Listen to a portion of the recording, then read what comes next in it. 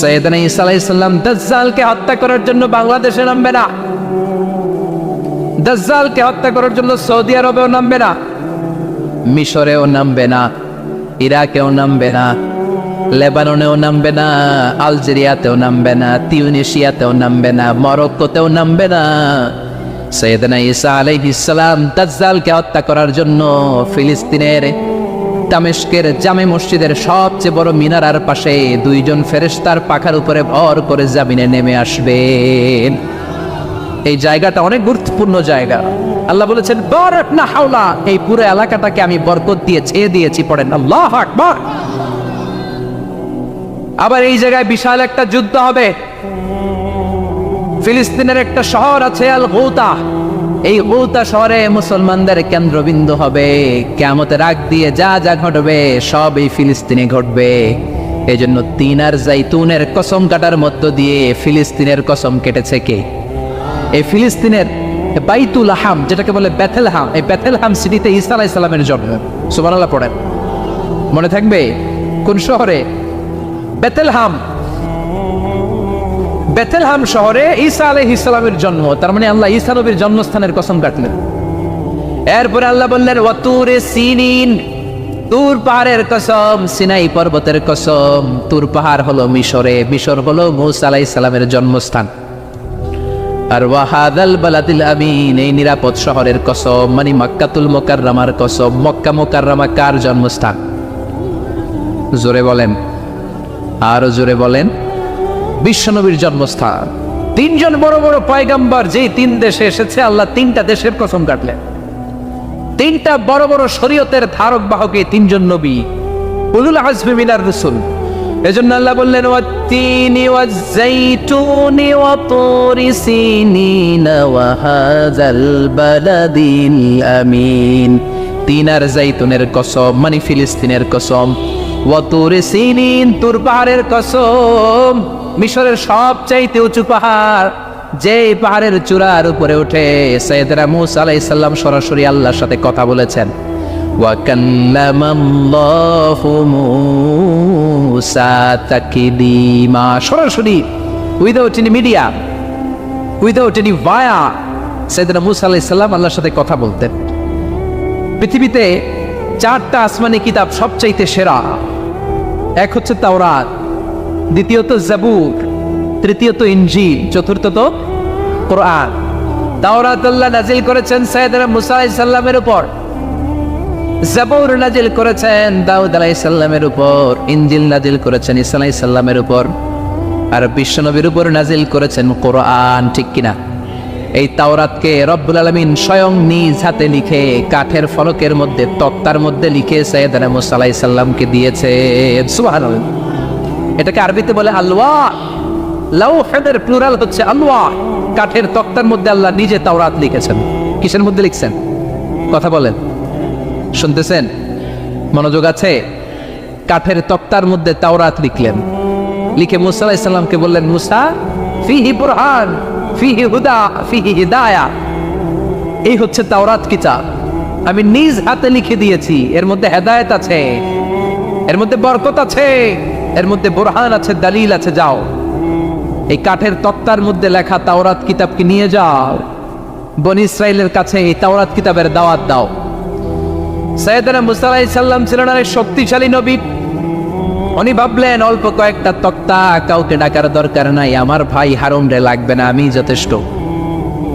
আমার ভাই হারুন রে কষ্ট করে পাহাড়ের উপরে টেনে আনার দরকার নাই, 3-4টা তক্তা আমি নিজেই নিতে পারবো, নিজেই নিতে পারবো মনে করে সাইয়েদনা মূসা আলাইহিস সালাম আল্লাহর লেখা তক্তার উপরে যে তাওরাতের ফলক, এই ফলক ধরে টান দিয়েছে উঠানোর জন্য। আল্লাহ যেহেতু কিতাব দিয়েছে নিয়ে যায়, কিন্তু কি আজীব তামাশা, তক্তা ধরে কাঁধে তুলবে তো দূরের কথা, নাড়াতেই পারে না। সুবহানাল্লাহ, আসতে বলেন। নাড়াতেই পারেন। ওনার এত শক্তি, উনি এক থাপ্পড় মেরে ফেরাউনের বাবুর্চিকে ওই জায়গার মধ্যে দুনিয়া থেকে বিদায় করেছিলেন। এক ধাক্কা মারলে 10 জন 10 হাত দূরে যেয়ে পড়তো। উনি রেগে গেলে ওনার মাথার চুলগুলো টুপি আর পাগড়ি ভেদ করে উপরের দিকে এরকম খাড়া হয়ে দাঁড়িয়ে যেত। স্বয়ং মালাকুল মাউতকে থাপ্পড় মেরে চোখ কানা করে দিয়েছিলেন। এর কারণ এর কারণ মালাকুল মাউত মানুষের সূরাতে আসছিল, আর অনুমতি নেয় নাই। ঘরের মধ্যে ঢুকার আগে অনুমতির দরকার আছে না নাই? কি সুন্দর ইসলাম, হোয়াট এ প্রাইভেসি ইন ইসলাম! কত সুন্দর প্রাইভেসি ইসলাম আমাদেরকে শিখিয়েছে। আপনি ঘরে ঢুকবেন, অনুমতি নিয়ে ঢুকবেন। কার কথা? এক সাহাবী বললেন, নবী আমার ঘরে 2 ঘর। কয়টা? 2টা মাত্র রুম। এক রুমে থাকি আমি, আর এক রুমে থাকে আমার আম্মা জান। যেই আম্মা জানের বুকের দুধ খেয়ে আমি 10 মাস পেটের ভেতরে ছিলাম, 2 বছর বুকের দুধ খেয়ে বড় হলাম। আমার আম্মা জান থাকে এক রুমে, আমি থাকি আর এক রুমে। ও নবী, আমার মায়ের রুমে ঢোকার আগেও কি অনুমতি নেওয়া লাগবে নাকি? বিশ্বনবী বললেন, ও সাহাবা, আতুহিব্বু আন তারাহা উরিয়ানা, do you like to see your father naked? তুমি কি তোমার মাকে নেকেড দেখতে চাও? তুমি কি তোমার মাকে উলঙ্গ দেখতে চাও? সাহাবী বললেন, কাল্লা, কখনোই না। বিশ্বনবী বললেন, ইদান তাস্তাদিন, তোমার মাকে যদি উলঙ্গ দেখতে না চাও, তাহলে অবশ্যই অবশ্যই অবশ্যই তোমার মায়ের ঘরে ঢোকার আগে অনুমতি নিয়ে ঢুকবা। সুবহানাল্লাহ।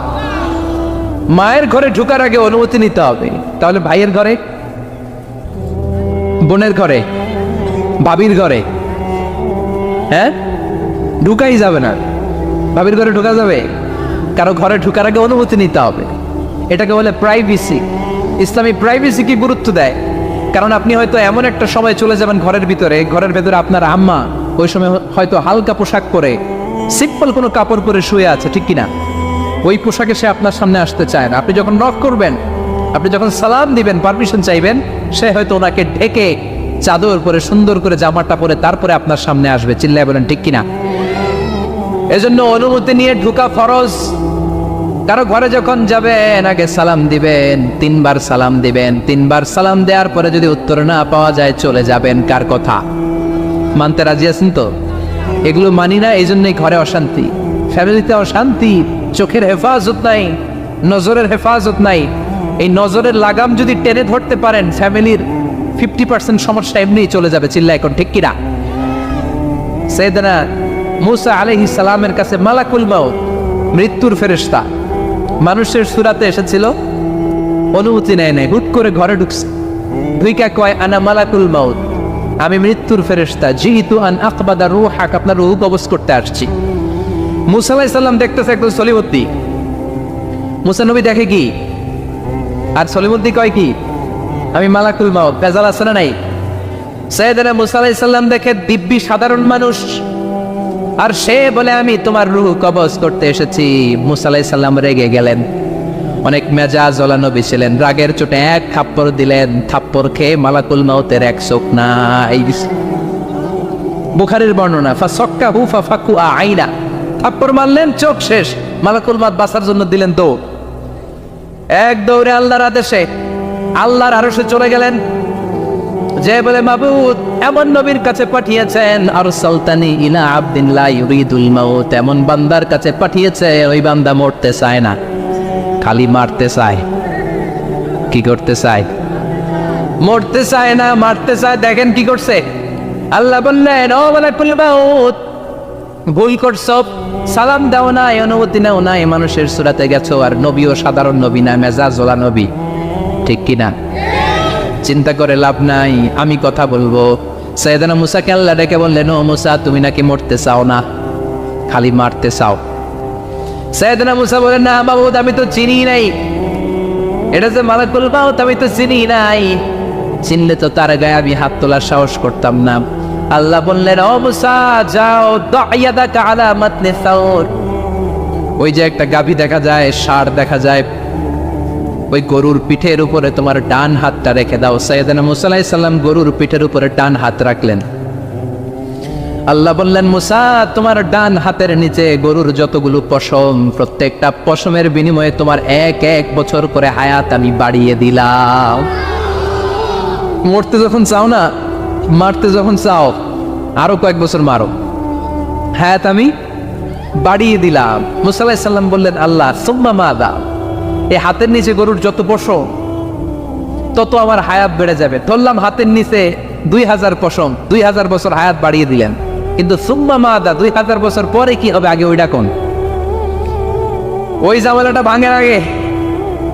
আল্লাহ বললেন, মূসা সুম্মাল মাউত, তারপরে তো তোমাকে মরতেই হবে, এই পৃথিবীতে আসলেই মরতে হয়। কুল্লু নাফসিন যায়িকাতুল মাউত, এই পৃথিবীতে যারা একবার আসবে তাদেরকেই মরতে হবে, ঠিক কিনা? সাইয়েদনা মুসা আলাইহিস সালাম বললেন ফাল আনা, তাহলে আর দেরির দরকার নাই, এখনই আমাকে নিতে বলেন। সুবহানাল্লাহ। মালাকুল মাউত এসে মুসা আলাইহিস সালামের রূহ কবজ করে ফেললেন। এই মুসা আলাইহিস সালামের সাথে সরাসরি আল্লাহর কথা হতো এই তুর পাহাড়ের উপর, আর এই তুর পাহাড়ের নামে কসম কেটেছে কে? ওয়া তুরি সিনিন। আল্লাহ বললেন তিন আর জাইতুনের কসম, মানে ফিলিস্তিনের কসম। ওয়া তুরি সিনিন, তুর পাহাড়ের কসম, যেই তুর পাহাড়ের উপরে আমি তাওরাত কিতাব নাজিল করেছি। তাওরাত কিতাবটাকে কাঠের ফলকের মধ্যে লিখে বললেন মুসা নিয়ে যাও। মুসা আলাইহিস সালাম নিতে পারে না, মনে আছে? মনে আছে আপনাদের না ভুলে গেছেন? মুসা আলাইহিস সালাম ধরলেন, নাড়াতে পারেন না, আর কাঁধে তুলবে তো দূরের কথা, নাড়াতেই তো পারেন। এত শক্তিশালী নবী। তাওরাতের যে আলওয়াহুত তাওরাত, তাওরাতের ফলক, এই বাণীগুলো নিয়ে বাণীবাহকের কাজ করবে, বার্তাবাহকের কাজ করবে, বনী ইসরায়েলের কাছে এই পয়গাম পৌঁছে দিবে, কিন্তু তুলতেই তো পারে না। আল্লাহর ডেকে বলে আল্লাহ পারি না। আল্লাহ বললেন ট্রাই করো, ট্রাই এগেইন, আবার চেষ্টা করো, দেখো না পারো কিনা। হাবিল সাইয়েদনা মুসা আলাইহিস সালাম ভাবলেন এই দিক দিয়ে পারি না, ওই দিক দিয়ে ধরলে মনে হয় পারবো। এবার তক্তার ওই পাশ দিয়ে নাড়াচাড়া শুরু করছে, ওই দিক দিয়েও পারে না। এবার ভাবলেন এক কাজ করি, মাঝখান দিয়ে দেখি নাড়াতে পারি কিনা। সাইয়েদনা মুসা আলাইহিস সালাম কাঠের তক্তাগুলোর মাঝখান দিয়ে ধরলেন, টান দিলেন, কিন্তু তক্তা নড়ে, নাড়ানোই যায় না, কাঁধে তুলবে তো দূরের কথা। সাইয়েদনা মুসা আলাইহিস সালাম অপরাগ হয়ে আল্লাহর ডেকে বললেন ও মাবুদ পারি না। আল্লাহ আসলে চাচ্ছে মুসা যেন বলে পারি না। মুসা পারে না এটা শুনতে আল্লাহর বড় মনে চায়। সুবহানাল্লাহ কইবেন না? কারণ সব জায়গায় উনি পারে আর মারে। আজকে সাইয়েদনা মুসা আলাইহিস সালামের কণ্ঠে আল্লাহ শুনতে চায় আল্লাহ আমি অপারগ, আমি পারি না। সাইয়েদনা মুসা আলাইহিস সালাম বলে আল্লাহ সাইয়েদনা জিব্রাইলকে যদি বলেন আমারে যদি একটু সাহায্য করে, আমার কাঁধে তুলে দিলে আমি নিয়ে বাড়িতে যাব না। সাইয়েদনা জিব্রাইলকে একটু বলেন। আল্লাহ বললেন যাও জিব্রাইল, হেল্প আউট মুসা, মুসা আলাইহিস সালামকে সাহায্য করো। এবার সাইয়েদনা মুসা আলাইহিস সালাম ধরলেন এই দিকে, সাইয়েদনা জিব্রাইল ধরলেন এই দিকে। দুইজন মিলে তাওরাত লেখা কাঠের তক্তাগুলো উঠাতে চাইলেন, কিন্তু কি আজীব তামাশা, সাইয়েদনা জিব্রাইলও পারে না। সাইয়েদনা মুসা আলাইহিস সালাম বললেন ও ভাই জিব্রাইল চলো জায়গা চেঞ্জ করে তুমি এদিক দিয়ে ধরো, আমি ওই দিকে ধরি, আবার জোরসে টান মারো। দেশ গ্রামে কয় না জোরসে টান, এইও সিস্টেমে দুইজন মিলে টানে, কিন্তু নাড়াতেই পারে না। আগে তো হাতে নিবে তারপরে কাঁধে তুলবে, দুইজনেও পারে না। গায়ে যত জোর আছে সাইয়েদনা মুসা আলাইহিস সালাম জোরসে টান দিলেন, যত জোর, সব জোরকে একসাথে করে তিনি টান দিয়েছেন। টানের চোটে দেহের প্রতিটা লোমকূপ থেকে ঘাম বেরোতে শুরু করেছে। টানের চোটে রক টান খেয়ে যাচ্ছে, কোমরের রক ছিঁড়ে যাওয়ার অবস্থা, কিন্তু কাঠের ফলকগুলো নাড়ানো যায়। সাইয়েদনা মুসা আলাইহিস সালাম বললেন আল্লাহ জিব্রাইলও পারে না। জিব্রাইলের সাথে হাজার হাজার সহকারী ফেরেশতা, তাদেরকে একটু বলেন হেল্প করার জন্য। সুবহানাল্লাহ পড়েন। হাজার হাজার ফেরেশতা তুর পাহাড়ের উপর সবাই মিলে জোরে জোরে টান দেয়, জোরে জোরে টান দেয়, সবাই মিলে চেষ্টা করে তাওরাত লেখা ফলক এক প্রান্ত থেকে আরেক প্রান্ত কোনো জায়গা দিয়ে ধরে 1 ইঞ্চি নাড়াতে পারে না। এই অবস্থা দেখে আল্লাহ বললেন ঘটনা কি? আল্লাহ পারি না। সাইয়েদনা মুসা আলাইহিস সালাম কি বলে? আল্লাহ পারি না। আল্লাহ বললেন মুসা এই ফলকগুলোর এত ওজন নয়, কাঠের এই তক্তাগুলোর এত ওজন নয়, কিন্তু এই কাঠের তক্তার মধ্যে যে বাণীগুলো লেখা হয়েছে বাণীগুলো কার? এটা আমার বাণী, আমার কথা। এই জিনিসটা বোঝানোর জন্য আমি এটার ওজনকে ভারী করে দিয়েছি। এবার জিব্রাইলের সহকারী ফেরেশতা লাগবে না, জিব্রাইলের সহযোগিতা লাগবে না, তোমার গায়ে আমি যেই জোর দিয়েছি টান দিয়ে দেখো সবগুলারে কাঁধে তুলে নিতে পারবা। সাইয়েদনা মুসা আলাইহিস সালাম এবার বিসমিল্লাহ বলে সবগুলো তাওরাত লেখা কাঠের তক্তাগুলো কাঁধে নিয়ে এক দৌড়ে বাড়ি।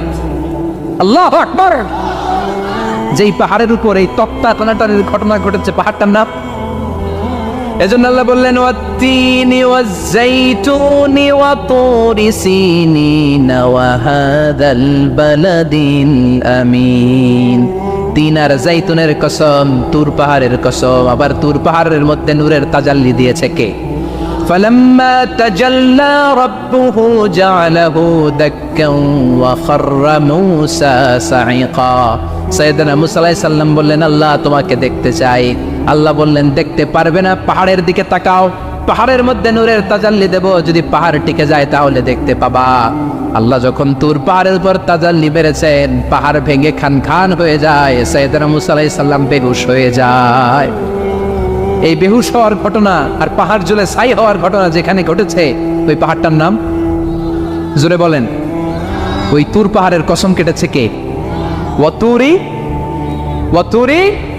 2285 মিটার উঁচু, অনেক উঁচু পাহাড়।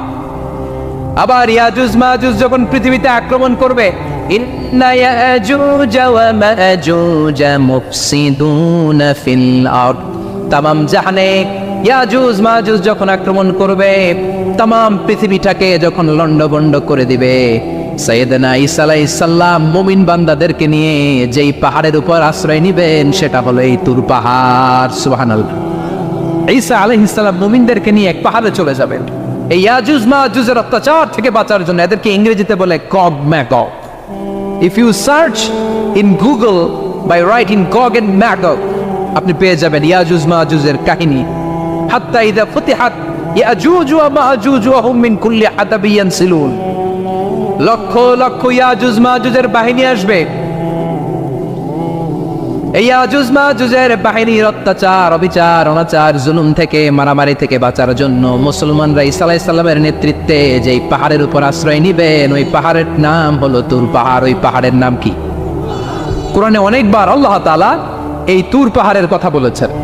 আমি নিজে এই তুর পাহাড়ের চূড়ায় উঠেছি 2 বার। পাথরের পাহাড়, মাঝরাতে উঠতে হয়। এই তুর পাহাড়ের নিচে একটা গির্জা আছে, খ্রিস্টানদের প্রাচীনতম গির্জা, সেন্ট ক্যাথেরিনা গির্জা। এই গির্জার ভিতরে ঢুকেছিলাম দেখার জন্য। এটা পবিত্র জায়গা। মুসা আলাইহিস সালাম যখন যাচ্ছিলেন, আল্লাহ বলেন, ফাখলা'না আলাইকা ইন্নাকা বিল ওয়াদিল মুকাদ্দাসি তুয়া, শুজ অফ, জুতা খুলে ফেলো।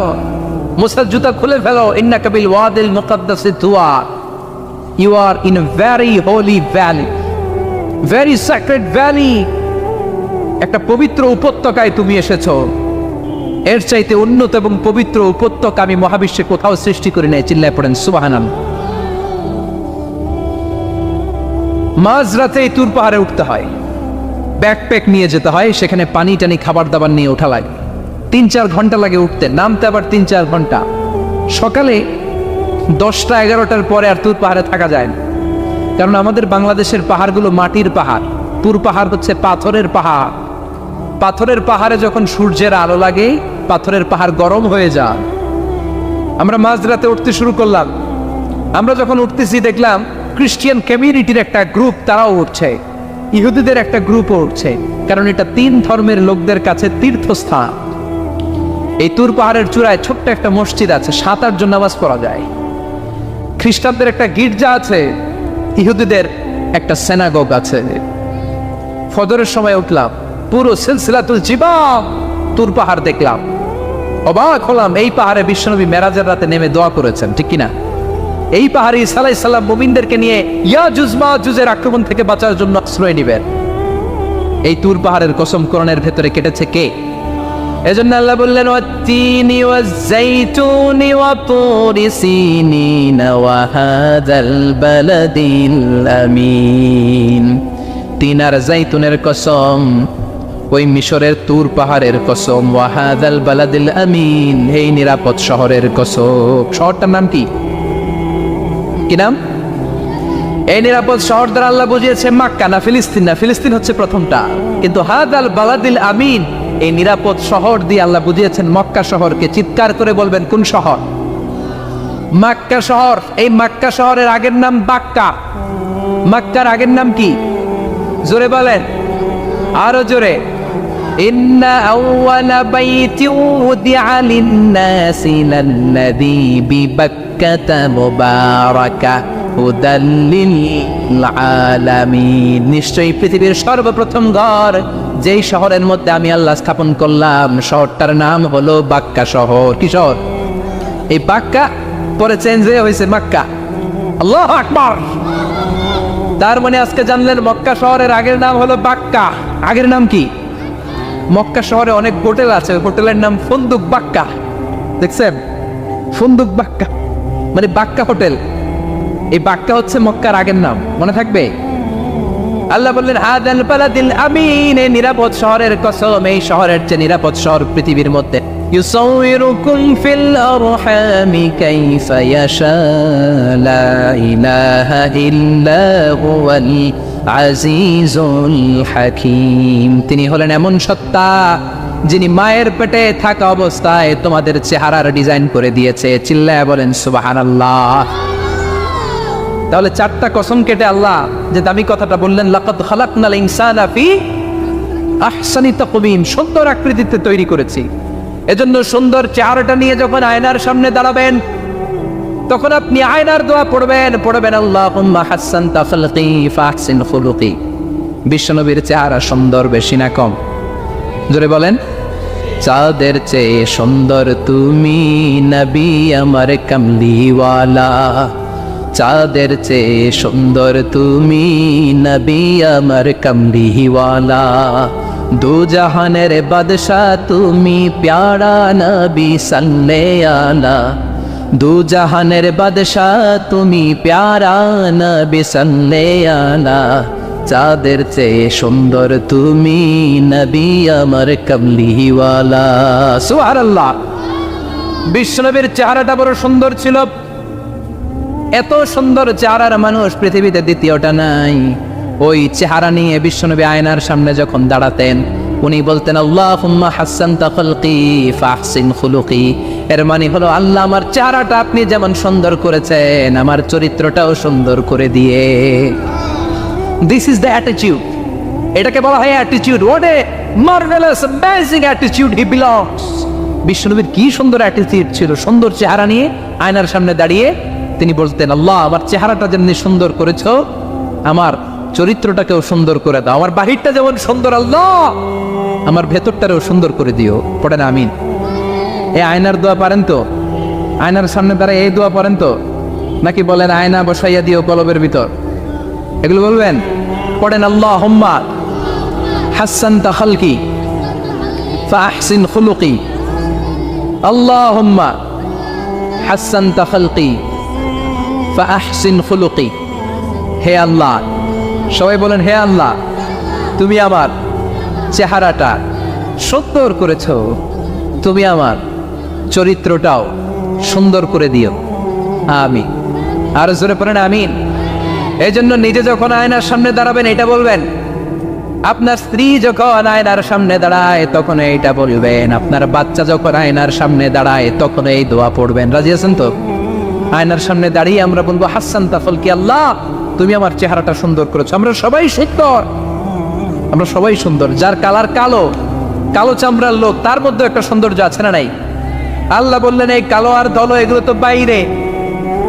ওয়াখতিলাফু আলওয়ানিকুম ওয়া আলসিনাতিকুম, তোমাদের গায়ের রঙের ভিন্নতা, ভাষার ভিন্নতা, এগুলো আল্লাহর মিরাকেল। একজন সাদা, একজন কালো, একজন ধূসর বর্ণের, এক একজনের চেহারার সাথে আরেকজনের চেহারার মিল নাই। সুবহানাল্লাহ। এটাই সৌন্দর্য। এজন্য আল্লাহ বললেন লাকাদ খালাকনাল ইনসানা ফি আহসানি তাকওয়িম, আমি গোটা মানব জাতিকে চমৎকার একটা স্টাইল দিয়ে তৈরি করেছি। এই স্টাইলের সাথে পৃথিবীর কোনো প্রাণীর কোনো মিল থাকে না। সুবহানাল্লাহ। কি অসাধারণ আমাদের কাঠামো। আপনি যদি হিউম্যান ব্রেইন নিয়ে চিন্তা করেন, আমাদের ব্রেইনের ক্যাপাসিটি কিন্তু অনেক বেশি। এই পৃথিবীতে সবচেয়ে পাওয়ারফুল যে কম্পিউটার আবিষ্কার করা হয়েছে এটার নাম Cray one super computer. United States of আমেরিকাতে যারা মিলিটারি বেসে জব করে, তাদের ম্যাথমেটিক্যাল ইকুয়েশন ড্র করার জন্য, সলিউশন করার জন্য এই ক্রে-1 সুপার কম্পিউটার তারা ইউজ করে। বিজ্ঞানীরা হিউম্যান ব্রেইনের ক্যাপাসিটির সাথে ওই ক্রে-1 সুপার কম্পিউটারের তুলনা করেছে। তারা তুলনা করে দেখেছে ক্রে-1 সুপার কম্পিউটারের চেয়েও আমাদের ব্রেইন শতগুণ বেশি শক্তিশালী। আমাদের হেয়ারিং সিস্টেম নিয়ে যদি আপনি গবেষণা করেন অবাক হয়ে যান। এই যে কানের মধ্যে এখানে পেঁচানো দেখা যায়, এটা কি আল্লাহ এমনি এমনি দিছে? মা খালাকতা হাদা বাতিলা, এমনি এমনি আল্লাহ কিচ্ছু দেয় নাই। এই পেঁচানো ডিজাইন না থাকলে আপনি শুনতে পেতেন না। আপনার কান দুইটা যদি কেটে কান কাটা রমজান করে দেয়, আপনি কোনো আওয়াজ শুনতে পাবেন না। এই কানের ডিজাইনগুলো, এই আঁকাবাঁকা পথগুলো আল্লাহ তাআলা দিয়েছে ইথারে ভেসে আসা সাউন্ডগুলোকে ইলেকট্রিক্যাল সিগন্যালের মাধ্যমে ভেতরে ঢুকানোর জন্য। কানের তিনটা পার্ট থাকে, একটা হচ্ছে আউটার এয়ার, একটা হচ্ছে মিডল এয়ার, তারপরে হচ্ছে ইনার এয়ার, মাঝখানে এয়ার ড্রাম থাকে। এই আউটার এয়ার থেকে, মিডল এয়ার থেকে, তারপরে ইনার এয়ারে ইলেকট্রিক্যাল সিগন্যাল দিয়ে বাতাসে ভেসে আসা এই সাউন্ডের ওয়েভগুলো, এই তরঙ্গগুলোকে ইলেকট্রিক্যাল সিগন্যাল দিয়ে ট্রান্সমিট করে ব্রেইনের হেয়ারিং নার্ভের কাছে পাঠিয়ে দেয়। এই সূক্ষ্ম কাজগুলো হতে আসলে অনেক সময় লাগে, কিন্তু 1 সেকেন্ডের মধ্যে আমি বলছি আর আপনারা সেকেন্ডে শুনছেন। চিল্লা এখন সুবহানাল্লাহ। আবার কান যেখানে রাখা দরকার আল্লাহ ওইখানে রাখলেন, চোখ দুইটা যেখানে দেয়া দরকার ওইখানে দিলেন, নাক যেখানে দেয়া দরকার ওইখানে, মুখ যেখানে দেয়া দরকার। এর চেয়ে সুন্দর করে কি আর তৈরি করা যেত? নাক এইখানে না রেখে অন্য জায়গায় সেট করলে কি বেশি সুবিধা হতো? নাক যদি পেছনে থাকতো, খাওয়ার সময় খাবারটা বাসি না ভালো এটা ঘ্রাণ নেওয়ার জন্য সব সময় খাবার পেছনে নিয়ে ধরা লাগতো, ঠিক কিনা? তার মানে নাক এই জায়গায় রাখাতে সুবিধা হয়েছে না? সুবহানাল্লাহ কইবেন না? কি সুন্দর মুখটা দিলেন, হ্যাঁ, কি সুন্দর চোখ দিলেন।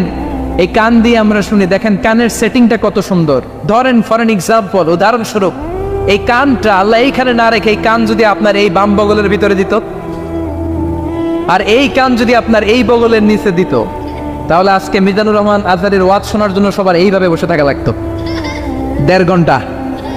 কারণ এইভাবে এখন যেভাবে আছেন এইভাবে বসে থাকলে তো কান চাপা পড়ে যেত, কথা একটাও শোনা যেত না। সুবহানাল্লাহ কইবেন না? চোখের সেটিংটা কত সুন্দর। চোখ এইখানে না রেখে যদি মাত্র 2 ইঞ্চি উপরে এইখানে দিত, সেজদা দিতে পারতেন। শীতকালে যে ফুটবল খেলেন, হেড দিতে পারতেন। হেড দিতে গেলে বল চোখের মধ্যে লাগে, চোখ শেষ। সুবহানাল্লাহ পড়েন। কি অসাধারণ অবকাঠামো! এই হিউম্যান অ্যানাটমি নিয়ে গবেষণা করলে মানুষ অবাক হয়ে যায়। দেহের ভেতরে কি সমস্ত যন্ত্রপাতি দিলেন, কিডনি দিলেন, গল ব্লাডার দিলেন, হার্ট দিলেন, লাং দিলেন। যেখানে যে অঙ্গটা রেখে দেওয়া দরকার ঠিক সেইভাবে মায়ের পেটে থাকতেই আমাদের ডিজাইন দিয়েছে কে? এতগুলো ডিজাইনের মালিক কে? 600 কোটি মানুষ যদি পৃথিবীতে থেকে থাকে তাহলে 600 কোটি ডিজাইন লাগছে না ওনার? আরো কয়শো কোটি আসবে আমরা জানি, কয়শো কোটি ডিজাইন চলে গেছে জানি। একটা ডিজাইনের সাথে আরেকটা ডিজাইনের মিল আছে? চিৎকার করে বলেন এই কারিগরটা কে?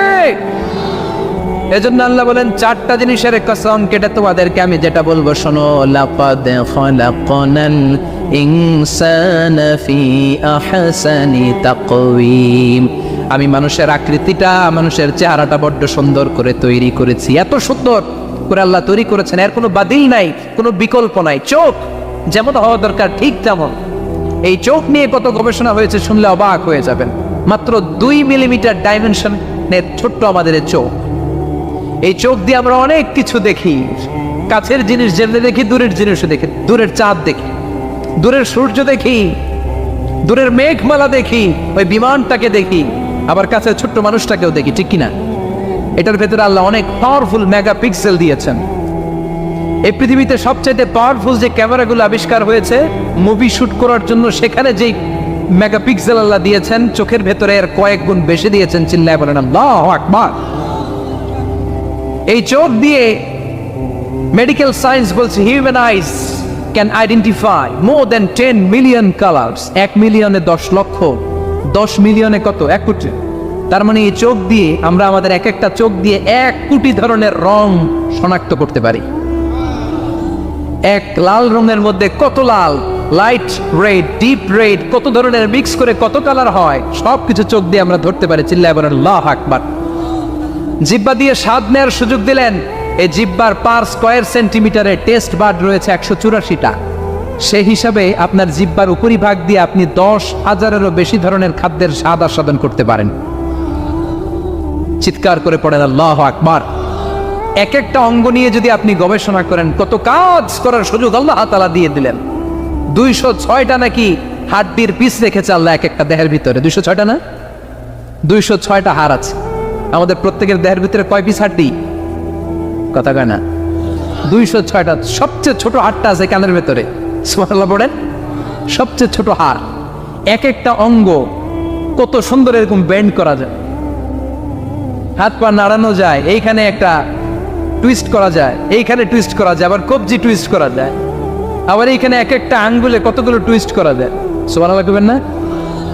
কত কাজ এ হাতের, এই হাত দিয়ে ঘুষি মারা যায়, হ্যাঁ, হাত দিয়ে আটার খামির বানানো যায়, হাত দিয়ে ভারী জিনিস উত্তোলন করা যায়। আবার এই হাত দিয়ে দেখেন ক্রিকেটাররা কি সুন্দর বল করে, এটা দিয়ে স্পিন বল করে, লেগ স্পিন করে, অফ স্পিন করে, পেস বল করে, এক হাতের মধ্যে কত কারসাজি, সুবহানাল্লাহ করে না? আবার বা হাতে স্পিন করে না, বল এদিকে পড়ে ওইদিকে চলে যায়, আছে না নাই? আবার এই আঙ্গুল দিয়ে কত কাজ, বাজার থেকে বাজার করে যখন বাজারের ব্যাগ যখন নিয়ে আসেন, হাতে ধরেন নাকি আঙ্গুলে ধরেন, কত কাজ। এই আঙ্গুল দিয়ে মোবাইল টিপে আমরা মোবাইল ইউজ করি, আঙ্গুল দিয়ে ল্যাপটপে আমরা টাইপ করি। ডাক্তাররা এই আঙ্গুল দিয়ে সুই ইউজ করে সূক্ষ্ম সূক্ষ্ম সার্জারির কাজগুলো করে, অবাক হয়ে যাবেন এই আঙ্গুলের কত কাজ। এই আঙ্গুল দিয়ে আবার এখন ক্রিকেটেও এরকম 2 আঙ্গুল তুললে ছক্কা, আছে না নাই? আবার 1 আঙ্গুল তুললে আউট, আবার এটা তুললে ভিক্টরি, বিজয় চিহ্ন। দেখবেন যত নেতা খেতা করে পুলিশে ধরে এটা দেখায়, আছে না নাই? এইভাবে কত ধরনের নমুনা আমরা ইউজ করি, কতভাবে হাতগুলোকে ইউজ করি, কতভাবে পা গুলোকে ইউজ করি। দেহের এই সৌন্দর্য আমাদের দান করেছে কে? লাকাদ খালাকনাল ইনসানা ফি আহসানি তাকওয়িম। আমি মানুষকে সব চাইতে সুন্দর আকৃতিতে তৈরি করেছি। সুবহানাল্লাহ পড়েন, চিল্লায় পড়েন আল্লাহু আকবার। আল্লাহ বললেন মানুষ সব চাইতে সেরা, মানুষ হলেন সব চাইতে সেরা। মানুষ যখন সেরা হয়, মানুষের চাইতে সেরা কেউ হয় না। আবার মানুষ যদি নিকৃষ্ট হয়ে যায়, মানুষের চাইতে নিকৃষ্ট কেউ হতে পারে না, ঠিক কিনা? আল্লাহ বললেন মানুষের আকৃতি আমি বড্ড চমৎকার করে বানালাম। সবচেয়ে সুন্দর আকৃতি মানুষের, সবচেয়ে সুন্দর আকৃতি কার? জোরে বলেন, সবচেয়ে বেশি মর্যাদা কার? আশরাফুল মাখলুকাত কে? আশরাফুল মাখলুকাত কে? চিল্লায়া বলেন।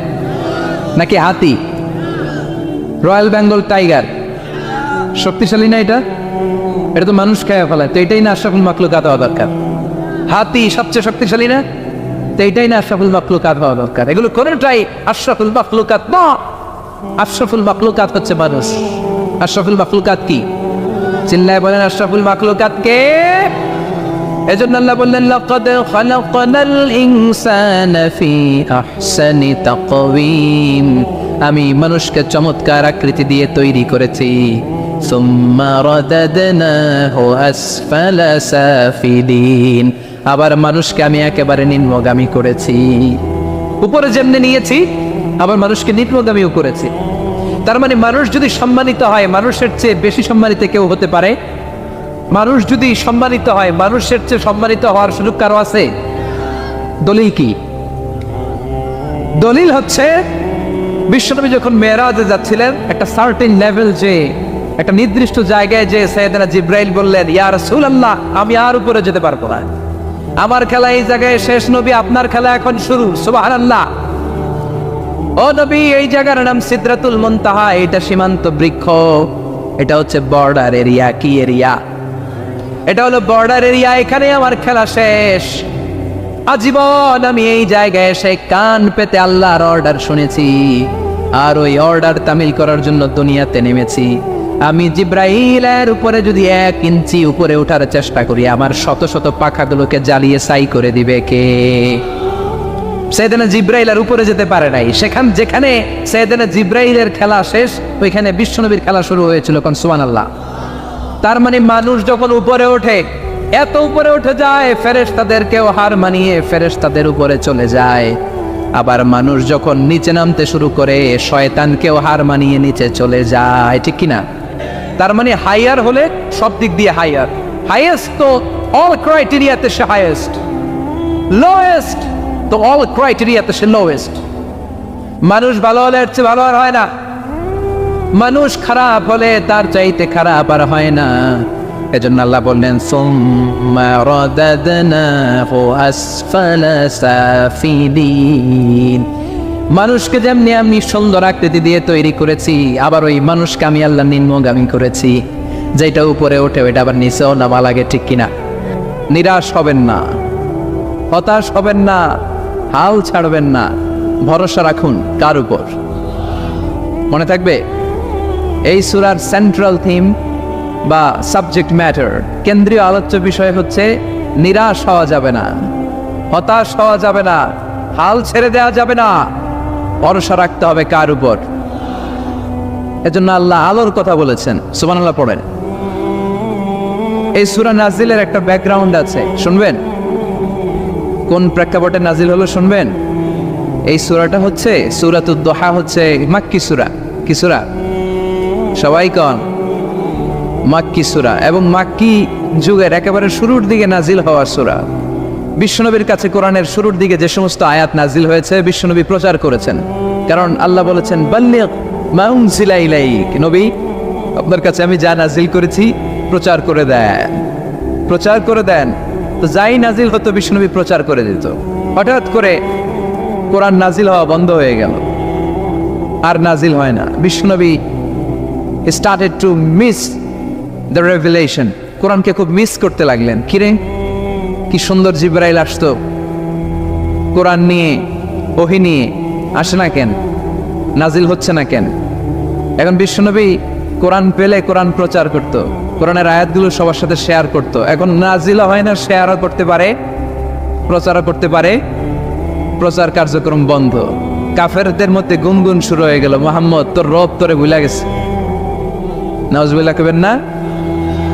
তোমার রব তোমারও ভুলে গেছে, তোমার আল্লাহ তোমার উপর অসন্তুষ্ট হয়েছে। কোনো বর্ণনায় এসেছে 15 দিন, কোনো বর্ণনায় 1 মাস, কোনো বর্ণনায় 3 মাস, কোনো বর্ণনায় 6 মাস ওহী নাজিল বন্ধ ছিল। বিষ্ণুনবী ওহীকে মিস করতে লাগলেন। ঘটনা কি? ওহী নাজিল হয় না কেন? আমি এখন কি প্রচার করব? বিশ্বনবী আর কিছুই প্রচার করতে পারছেন না, নাজিলও হয় না, উনিও প্রচার করতে পারেন না, কারণ বিশ্বনবী তো মন গড়া কিছু বলেন না। বলেন ওয়ামা ইয়ানতিকু আনিল হাওয়া ইন হুয়া ইল্লা ওয়াহয়ুই ইউহা। আল্লাহর ওহী আসলে বিশ্বনবী বলে, তা না হলে বিশ্বনবী বলে? বিশ্বনবী যাই নাজিল হতো প্রচার করে দিতেন, যা তোনার উপর অবতীর্ণ হতো মানুষের সাথে শেয়ার করে দিতেন। এখন আয়াত নাজিল হয় না, বিশ্বনবীও শেয়ার করতে পারে না। সাহাবারা বলল বিশ্বনবী আয়াত নাজিল হয় না কেন? বিশ্বনবী বলে আমি কিছু জানি না। কাফির মুশরিক মহলে গুনগুনানি শুরু হয়ে যায়। ঘটনা কি? মুহাম্মাদের রব মুহাম্মদ রে বুইল্লা গেছে, মুহাম্মাদের রব মুহাম্মদের সাইরা দিছে, মুহাম্মদের আর পছন্দ করে না, এজন্য কোনো আয়াত নাজিল করে না। বিশ্বনবীর চাচি আবু লাহাবের স্ত্রী উম্মে জামিল বলল, মুহাম্মদ তোমার শয়তানটা বুঝে তোমার কাছে আসে না। এই শয়তান দ্বারা উদ্দেশ্য নিয়েছে জিবরিল আলাইহিস সালামকে। নাউজুবিল্লাহ পড়েন। এবার বিশ্বনবী টেনশনে পড়ে গেলেন, ঘটনা কি রে? কি ভুল আমার হয়? কি অন্যায় আমি করলাম? কি ভুল আমার হচ্ছে? কি ত্রুটি আমার, যে কারণে আল্লাহ আমারে পছন্দ করে না? 3 মাস 6 মাস হয়ে যায়, আকাশ থেকে কোনো ওহী নাজিল হয় না। কি আমি করলাম? আমার মনে হয় আমার কোনো ভুল হয়েছে, আমার কোনো ত্রুটি হয়েছে, অন্যায় হয়েছে, যে কারণে আমার আল্লাহ আমারে পছন্দ করে না। মাঝে মাঝে আমাদের জীবনে এরকম হতাশা আসে না নাই? কিরে আমি এত দোয়া করি কবুল হয় না কেন? আমার জীবনে এত দুঃখ কেন? আমার জীবনে এত কষ্ট কেন? আমার জীবনে তো ভালো কিছু হয় না, সবাই হুর হুর করে এগিয়ে যায়, কত সুন্দর ক্যারিয়ার, বিসিএস হয়ে যায়, সরকারি জব হয়ে যায়, ব্যবসায় লালে লাল, আমার তো কিছু হয় না, আমার কিচ্ছু হলো না। এরকম হতাশা আছে না নাই? এই সূরা আপনাকে শিখাতে চায়, don't be sad, don't be frustrated, don't be upset. Upset হয় না, হতাশ হয়েও না, ভরসা রাখো কার উপর? আজীবন হতাশাগ্রস্ত মানুষের জন্য এই সূরাটা একটা আলোকবর্তিকা আর মশাল হয়ে কাজ করবে। সুবহানাল্লাহ পড়েন। মোটিভেশনাল সূরা। আল্লাহু আকবার। বিশ্বনবী চিন্তায় পড়ে গেলেন, মনে হয় ভুল হয়েছে, কেন ওহী আসে না? কি আমার অপরাধ? কেন কোরআনের আয়াত নাজিল হয় না? কেন আল্লাহ ওহী পাঠায় না?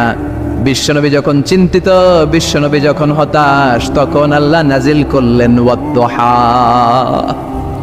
ওয়াল-লাইলি ইযা সাজা, ওয়াদ-দুহা আলোর শপথ, ওয়াল-লাইলি ইযা সাজা আর রাতের শপথ, যখন রাতটা নিঝুম হয় আর হয় নিস্তব্ধ। সুবহানাল্লাহ কইবেন না? আল্লাহ আলোর শপথ করলেন, এজন্য হতাশ হবেন না। See the sunlight, go out, see the nice day. কত সুন্দর দিন, কত সুন্দর আলোক উজ্জ্বল দুপুর, কত সুন্দর সকাল। সুবহানাল্লাহ পড়েন। হতাশ হবার কোনো কারণ নাই। আপনার আল্লাহ আপনার সাথে আছে না নাই? আপনি আপনারা যত ভালোবাসেন তার চেয়েও আপনারা বেশি ভালোবাসে কে? আপনার বাবা মা আপনারা যত মায়া করে তার চেয়েও আপনারা বেশি মায়া করে কে? আল্লাহ বললেন ওয়াদ-দুহা, সকালবেলার সূর্য কিরণের শপথ, ওয়াল-লাইলি ইযা সাজা, আর রাত্রির শপথ, রাত্রিটা যখন নিঝুম হয় আর নিস্তব্ধ হয়। সুবহানাল্লাহ পড়েন। তাহলে আল্লাহ আলো আর অন্ধকারের শপথ বা কসম কাটলেন, ঠিক কিনা? আলো দ্বারা আল্লাহ তাআলা ওহির আগমনকে বুঝিয়েছেন, আর অন্ধকার দ্বারা ওহির অনুপস্থিতি বুঝিয়েছেন। সুবহানাল্লাহ। আল্লাহ বুঝাতে চাইলেন, নবী আমি আপনার উপর রাগ করি নাই, আমি আপনারে বলে যাই নাই যেমনটা কাফির মুশরিকের বাচ্চারা বলে, আমি আপনারে ছেড়ে দেই নাই, আমি আপনার উপর অসন্তুষ্ট হই নাই। সব সময় যদি সূর্যের আলো থাকে রাত্রে ঘুমাইতে পারবেন? ধরেন 365 দিনই খালি আলো আর আলো, খালি সূর্যের আলো, রাত আর নাই, ভাল লাগবে? আবার সব সময় রাত, সূর্যের আলো নাই, ভাল লাগবে? রাত দিন দুইটার দরকার আছে না নাই? এই আলো দ্বারা আল্লাহ ওহির কথা বুঝালেন। আল্লাহ বুঝাতে চাইলেন, নবী আলোর শপথ আর অন্ধকারের শপথ, আমি যেমনি আলোর পর অন্ধকার দেই তেমনি ওহির পর মাঝে মাঝে ওহি না পাঠিয়ে আপনাকে বিশ্রাম নেওয়ার সুযোগ করে দেই। বিশ্বনবীর কত ভালোবাসতেন আল্লাহ, কারণ ওহি রিসিভ করার মধ্যে একটা কষ্ট আছে না নাই? ও নবী সব সময় যদি ওহি নাজিল হয়, আপনার স্নায়ু, আপনার দেহ, আপনার মাংসপেশি এই ওহি রিসিভ করতে পারবে না, আপনার স্নায়ু এটা বরদাস্ত করতে পারবে না। ওহির একটা কিরণ আছে, সূর্যের যেমনি তেজ আছে, আলো আছে, ওহিরও কিরণ আছে। সব সময় এই কিরণ আকাশ থেকে আপনার গায়ে পড়লে আপনি সহ্য করতে পারবেন না। তেমনি আলোর পরে যেমনি আধারের দরকার, কিছুদিন ওহি আসার পরে ওহি বন্ধ থাকার দরকার আছে না নাই? সুবহানাল্লাহ পড়েন। বিশ্বনবীর আরামের জন্য আল্লাহ ওহি বন্ধ করে দিলেন। আল্লাহু আকবার। কারণ সব সময় ওহি আসাটা ভালো না। সব সময় ওহি আসলে বিশ্বনবী সহ্য করতে পারতেন না। কারণ মা আয়েশা বলতেন, শীতের রাতে যখন বিশ্বনবীর উপর ওহি নাজিল হতো, ওহির প্রেসারে বিশ্বনবীর গলার দাড়ি দিয়ে ঘাম ঝরে ঝরে পড়তো। আমরা তো মাগনা কোরআন পাইছি, কোনো কষ্ট করা লাগে নাই, কোনো পরীক্ষা করা লাগে নাই। বিশ্বনবী যখন কোরআন রিসিভ করতেন, মিসলা সলসলাতিল জারাস, বুখারীর বর্ণনা, ঘন্টার ধ্বনির ন্যায় দপ্তরি যখন হাই স্কুলের ছুটি দেওয়ার জন্য ধামধাম করে ঘন্টা বাজায়, এর কাছে যে কান লাগিয়ে দাঁড়িয়ে থাকা যায়, যেরকম বিকট আওয়াজ হয় এরকম আওয়াজে ওহি আসতো। আর এই ওহি রিসিভ করতে যে মাঘ মাসের কনকনে শীতের রাতে বিশ্বনবী ঘেমে ঘেমে একাকার হয়ে যেতেন। আবার বিশ্বনবী যখন ওটের উপরে বসা অবস্থায় ওহি নাজিল হতো, ওহির ভাড়ে, ওহির চাপে, ওহির প্রেসারে, কোরআনের প্রেসারে ওটের বুকটা জামিনের মধ্যে লেগে যেত। আবার ঘোড়ার উপরে বসে থাকা অবস্থায় যখন কোরআনের আয়াত ওহি নাজিল হতো, ঘোড়ার পা গুলো মরুভূমির বালুর ভেতরে দেবে যেত। বিশ্বনবীর এক সাহাবা যায়েদ রাদিয়াল্লাহু তাআলা আনহুর পায়ের মধ্যে মাথা রেখে বিশ্বনবী একবার ঘুমাচ্ছিলেন। 1 ঘন্টা 2 ঘন্টা ঘুমিয়ে রইলেন, যায়েদ মাথায় ব্যথা পায় না। হঠাৎ বিশ্বনবী ঘুম থেকে জাগলেন।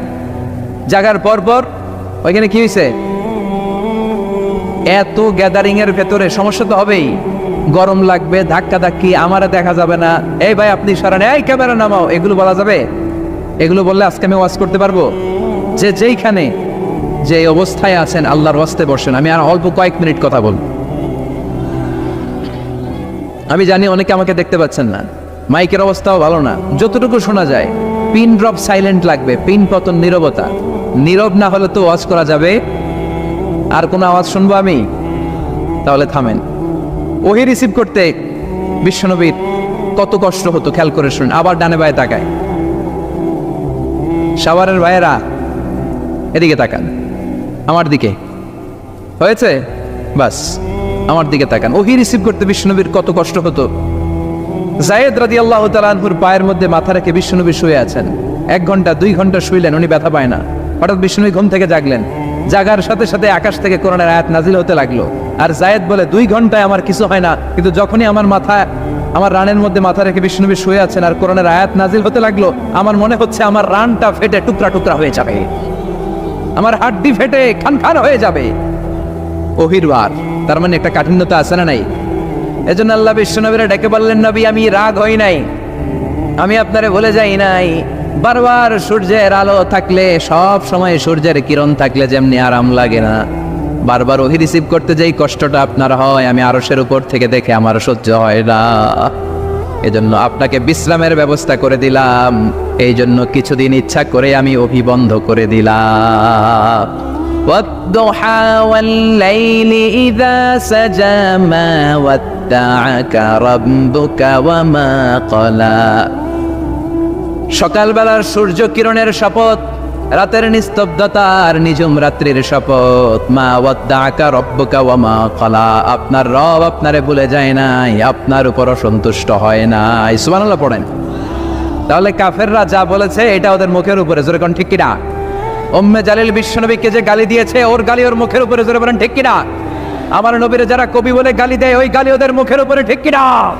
আমার নবীরে যারা পাগল বলে গালি দেয়, ওদের গালি ওদের মুখের উপরে, ঠিক কিনা? আমার নবীরে যারা লেস কাটা নির্বংশ বলে, ওদের 14 গোষ্ঠী নির্বংশ, জোরে বলো ঠিক কিনা? আমার নবীর সম্মানের বিরুদ্ধে যদি কথা বলে, তাদের বিরুদ্ধে আমাদের হুঙ্কার আর লড়াই আছে না নাই? বিশ্বনবীরে গালি দিলে বলে যে আগুন লাগে, কার কার লাগে? হাত তুলে আল্লাহর দেখা।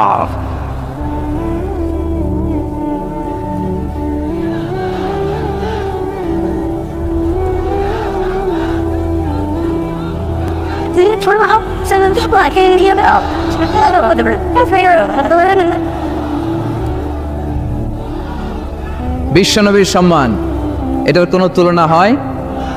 বিশ্বনবীর লাইফ নিয়ে কথা বলা অসাধারণ এক লাইফ, ওনার বায়োগ্রাফি, এটা অসম্ভব।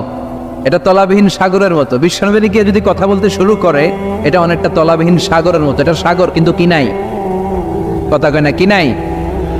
বিয়ন্ডলেস, বাউন্ডলেস, বটমলেস, ঠিক কিনা?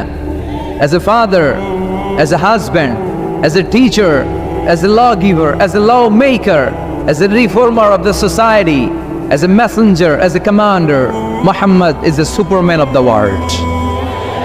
গোটা বিশ্বের জন্য তিনি সুপারম্যান হয়ে এসেছে। এই জন্য আমার নবীরা যারা গালি দেয়, এগুলো পিতৃ পরিচয়হীন জারদ সন্তান। বিশ্বনবীর সম্মান নিয়ে উল্টাপাল্টা করলে এটা সহ্য করা হবে না, জোরে কোন ঠিক কিনা? তুমি আমারে গালি দাও, আমি মেনে নিব। আমার বাপরে গালি দাও, মেনে নিব। আমার দলের গালি দিবি, মেনে নিব। কিন্তু আমার নবীরে গালি দিলে খবর আছে না নাই? আমার নবীর দিকে, আমার নবীর সম্মানের দিকে বা হাত তুললে ওই বা হাত কেমন করে ভেঙে দিতে হয় সেটাও আমাদের জানা আছে, জোরে কোন ঠিক কিনা? বিশ্বনবীর সম্মান, ইটস অ্যান আনপ্যারালাল ইস্যু। এই ইস্যুতে হেফাজত নাই, এই ইস্যুতে জামাত নাই, এই ইস্যুতে চরমনাই নাই, এই ইস্যুতে সরসিনা নাই, এই ইস্যুতে তাবলীগ নাই, আওয়ামী লীগ নাই, জামাত নাই। 17 কোটি মানুষ এক প্ল্যাটফর্মে দাঁড়িয়ে যায়, চিল্লায় বলেন ঠিক কিনা? কারণ এই নবীর সুপারিশ ছাড়া আমি আপনি জান্নাতে যেতে পারবো না, জোরে কোন ঠিক কিনা? এজন্য নবীর ভালোবাসা, নবীর প্রতি মাহাব্বত অন্তরে থাকার দরকার আছে না নাই? আল্লাহকে যে পাইতে চায়, হযরতকে ভালোবেসে, আরশ কুরসি লৌহ কালাম না চাইতে পেয়েছে সে। হযরতকে ভালোবেসে, আরশ কুরসি লৌহ কালাম না চাইতে পেয়েছে সে, ঠিক কিনা? বিশ্বনবীর ভালোবাসলে গোটা বিশ্ব তার পায়ের সামনে এসে চুমু খাবে। আমরা এই নবীর ভালোবাসা চাই, আমরা এই নবীর শাফাত চাই, আমরা এই নবীর নেতৃত্বে জান্নাতে ঢুকতে চাই। এজন্য আল্লাহ বললেন, নবী মা ওয়াদ্দাআকা রাব্বুকা ওয়া মা ক্বালা। ভয় নাই, চিন্তা নাই, হতাশ হবেন না, নিরাশ হবেন না, আমার উপর ভরসা রাখেন। আপনার আল্লাহ আপনারে ভুলে যায় নাই, আপনার আল্লাহ আপনার উপর অসন্তুষ্ট হয় নাই। ও নবী, আপনি জেনে রাখেন, লাল আখিরাতু খায়রুন লাকা মিনাল উলা। দুনিয়ার বুকে অনেকে আপনারে গালি দিবে, দুনিয়ার বুকে আপনার অনেক বিপদ আসবে। দুনিয়াটা আসল নয়, আসল হলো আখিরাত। ওয়ালাল আখিরাতু খায়রুন লাকা মিনাল উলা। ও নবী, আখিরাত এই দুনিয়ার চেয়ে আপনার জন্য শ্রেষ্ঠ। আরেক আয়াতে বললেন শ্রেষ্ঠ এবং স্থায়ী। বাল তুনসিরুনাল হায়াতাদ দুনিয়া ওয়াল আখিরাতু খায়রুন ওয়া আবকা। সুবহানাল্লাহ। ও নবী, এই দুনিয়া স্থায়ী না, এই দুনিয়া শ্রেষ্ঠ নয়, শ্রেষ্ঠ আর স্থায়ী জায়গা হলো জান্নাত। এজন্য দুনিয়ার জন্য পাগল হওয়া যাবে না, মুমিন পাগল হয় আখিরাতের জন্য। এই দুনিয়াতে আজীবন থাকতে আসি নাই, আজীবন থাকবেন, কথা কন। এজন্য এতজনের ভয় পেয়ে লাভ কি? ভয় পাবো আমরা একজনের, চিল্লায় বলেন তিনি কে? যাদের হৃদয়ে আছে আল্লাহর ভয়, তারা কবু পথ ভুলে যায় না। আল্লাহর প্রেম ছাড়া এই দুনিয়ায় কারো কাছে কোনো কিছু চায় না। রাতের আধারে যারা সেজদাতে রায়, দু চোখের শ্রুতে নদী যেন বয়। ছলনার হাতছানি যতই আসুক, পেছনে ফিরেও সে তাকায় না। যাদের হৃদয়ে আছে আল্লাহর ভয়, তারা কবু পথ ভুলে যায় না। আল্লাহর প্রেম ছাড়া এই দুনিয়ায় কারো কাছে কোনো কিছু চায় না, কারো কাছে কোনো কিছু চায় না। ঠিক কি না? মুমিনের ভয় একজনের প্রতি, চিল্লায় বলেন তিনি কে? আল্লাহ বললেন ওয়াল আখিরাতু খায়রুল লাকা মিনাল উলা। ও নবী, দুনিয়াতে এত ভয় পেয়ে কোনো লাভ নাই। বিড়ালের মতো 1000 বছর না বেঁচে সিংহের মতো একটা গর্জন দিয়ে মরার দাম অনেক বেশি। ওয়াল আখিরাতু খায়রুল লাকা মিনাল উলা। এই দুনিয়ার জীবনের চেয়ে নবী আখিরাতের দাম অনেক বেশি। এই দুনিয়ায় আমরা আজীবন থাকতে আসি, চলে যেতে হবে। এরপরে বিশ্বনবীকে আল্লাহ সান্ত্বনা দিচ্ছেন, নবী আপনি হতাশ হবেন না, নিরাশ হবেন না, ভরসা রাখেন। লাসাউফা ইউতিকা রাব্বুকা ফাতারদা। আপনার প্রভু অচিরে আপনাকে এমন এমন জিনিস দান করবে, এই জিনিসগুলো পেয়ে আপনি খুশি হয়ে যাবে। কি সুন্দর ওয়াদা। ও নবী, আপনি হতাশ হবেন না, আপনি টেনশন নিয়েন না, আমি তো আছি। সুবহানাল্লাহ পড়েন। কে বলে? জোরে বলেন, কে বলে? বিশ্বনবীরে বললেন ওয়ালা সাউফা ইউতিকা রাব্বুকা ফাতারদা। আপনার রব অচিরে এমন কিছু আপনারে দিবে, আপনি খুশি হয়ে যাবেন। And verily indeed your Lord will give you something that will make you happy. সুবহানাল্লাহ বলেন। অচিরেই আপনার রব আপনারে এমন এমন কিছু দিবে, এগুলো পেয়ে আপনি খুশি হয়ে যাবেন। নবীরে খুশি করাই আল্লাহর কাজ। এজন্য বিশ্বনবীর উপাধি দিয়েছেন আল্লাহ হাবিব। বিশ্বনবীকে আল্লাহ কি ডেকেছেন? আর ইব্রাহিম আলাইহিস সালামকে ডেকেছেন খালিল মানেও বন্ধু, হাবিব মানেও বন্ধু। খালিল মানে এমন বন্ধু যে বন্ধু আল্লাহরে খুশি করার জন্য কাজ করে, আর হাবিব মানে এমন বন্ধু যেই বন্ধুরে খুশি রাখার জন্য। 60 জন খ্রিস্টান মদিনাতে এসেছিল। এই ঘটনাটা এসেছে আস-সিরা আল হালাবিয়া আর জাদুল মাআদ ফি হাদি খায়রিল ইবাদ, এই দুইটা গ্রন্থে এই বর্ণনাটা এসেছে। নাজরানের 60 জন পাদ্রী তারা মদিনা ভিজিট করতে এসেছে। উদ্দেশ্য কি? তারা শুনেছে মদিনা নাকি অল্প কয়েকদিনের ব্যবধানে এক কোরাইশি ছেলের নেতৃত্বে শান্তির স্বর্গরাজ্যে পরিণত হয়েছে। কে এই মুহাম্মদ, যার নেতৃত্বে এই মদিনার লোকগুলো শান্তির স্বর্গরাজ্যের ছোঁয়া পেল? দেখার জন্য 60 জন পাদ্রী এসেছে। এসে তারা অবস্থান করলো মদিনার পাশে একটা বাজার আছে, এখনো ওখানে বাজার রেখে দেয়া হয়েছে। বাজারে এসে দেখলো মসজিদে নববী থেকে বেলালের আজান শোনা যায়। সুবহানাল্লাহ পড়েন। আজান হওয়া মাত্রই পাদ্রীগুলো দেখলো লোকজন দোকানপাট রেখে সব মসজিদে ঢুকতে শুরু করেছে। কিন্তু নাজরানের এলাকার লোকেরা যেমনি দোকানে শাটার নামায়, দোকান বন্ধ করে, ক্যাশ বক্সে তালা ঝুলায়, সবকিছু ঢেকে সিকিউরিটি নিশ্চিত করে এরপরে বেরোয়, এরকম না। স্বর্ণের দোকানদার স্বর্ণের দোকান রেখেই মসজিদে, কাপড়ের দোকানদার কাপড়ের দোকান খোলা রেখেই মসজিদে, ক্যাশ বক্সে তালা না লাগিয়ে সবাই ওযু করতে চলে গেছে। 60 জন পাদ্রী তো অবাক। তারা বলে আসলেই কোরাইশি মুহাম্মদ যেই সমাজ গড়েছে এটাই শান্তির সমাজ। তার নেতৃত্বের কারণে আজকে মদিনাতে এই অবস্থা। এই দেশে চোর নাই, এই মদিনাতে ডাকাত নাই, এই মদিনাতে টেন্ডারবাজ নাই, এই মদিনাতে কোনো দুর্নীতিবাজ নাই। তো তাহলে তো এখানে শান্তি থাকবেই। তারপরও আসছে যেহেতু মুহাম্মদের সাথে দেখা করে যাই সাল্লাল্লাহু আলাইহি ওয়াসাল্লাম। জোহরের সালাত শেষে ওরা ওদের প্রতিনিধি পাঠালো, বিশ্বনবীর কাছে সবাই গেল। বিশ্বনবীকে বলা হলো নাজরান থেকে 60 জন খ্রিস্টান পাদ্রী এসেছে আপনার সাথে দেখা করতে। বিশ্বনবী বললেন মান কানা ইউমিন বিল্লাহি ওয়াল ইয়াউমিল আখিরি ফালিউকরিম দাইফা। যে আল্লাহরে বিশ্বাস করে, আখিরাতে বিশ্বাস করে, তার উচিত মেহমানরে সম্মান করা। যদিও ওরা খ্রিস্টান, ওরা আমার মেহমান, কি করি? ওদেরকে তো একটু ভালো জায়গায় বসানো দরকার। আমার তো কোনো বালাখানা নাই, আমার কোনো রাজমহল নাই, তাজমহল নাই, ডুপ্লেক্স ট্রিপ্লেক্স বাড়ি নাই, আমার কোনো প্যালেস নাই, কই বসাই? এক সাহাবী বললেন, রাসূলুল্লাহ, জোহরের সালাত পড়ে ফেলেছি, এখন সূর্য ঢলতে শুরু করেছে, পাহাড়ের পাশে এখন ছায়া, আসেন ছায়ায় যেয়ে বসি। বিশ্বনবী বললেন, না, একে তো অন্য ধর্মের, আবার ধর্মীয়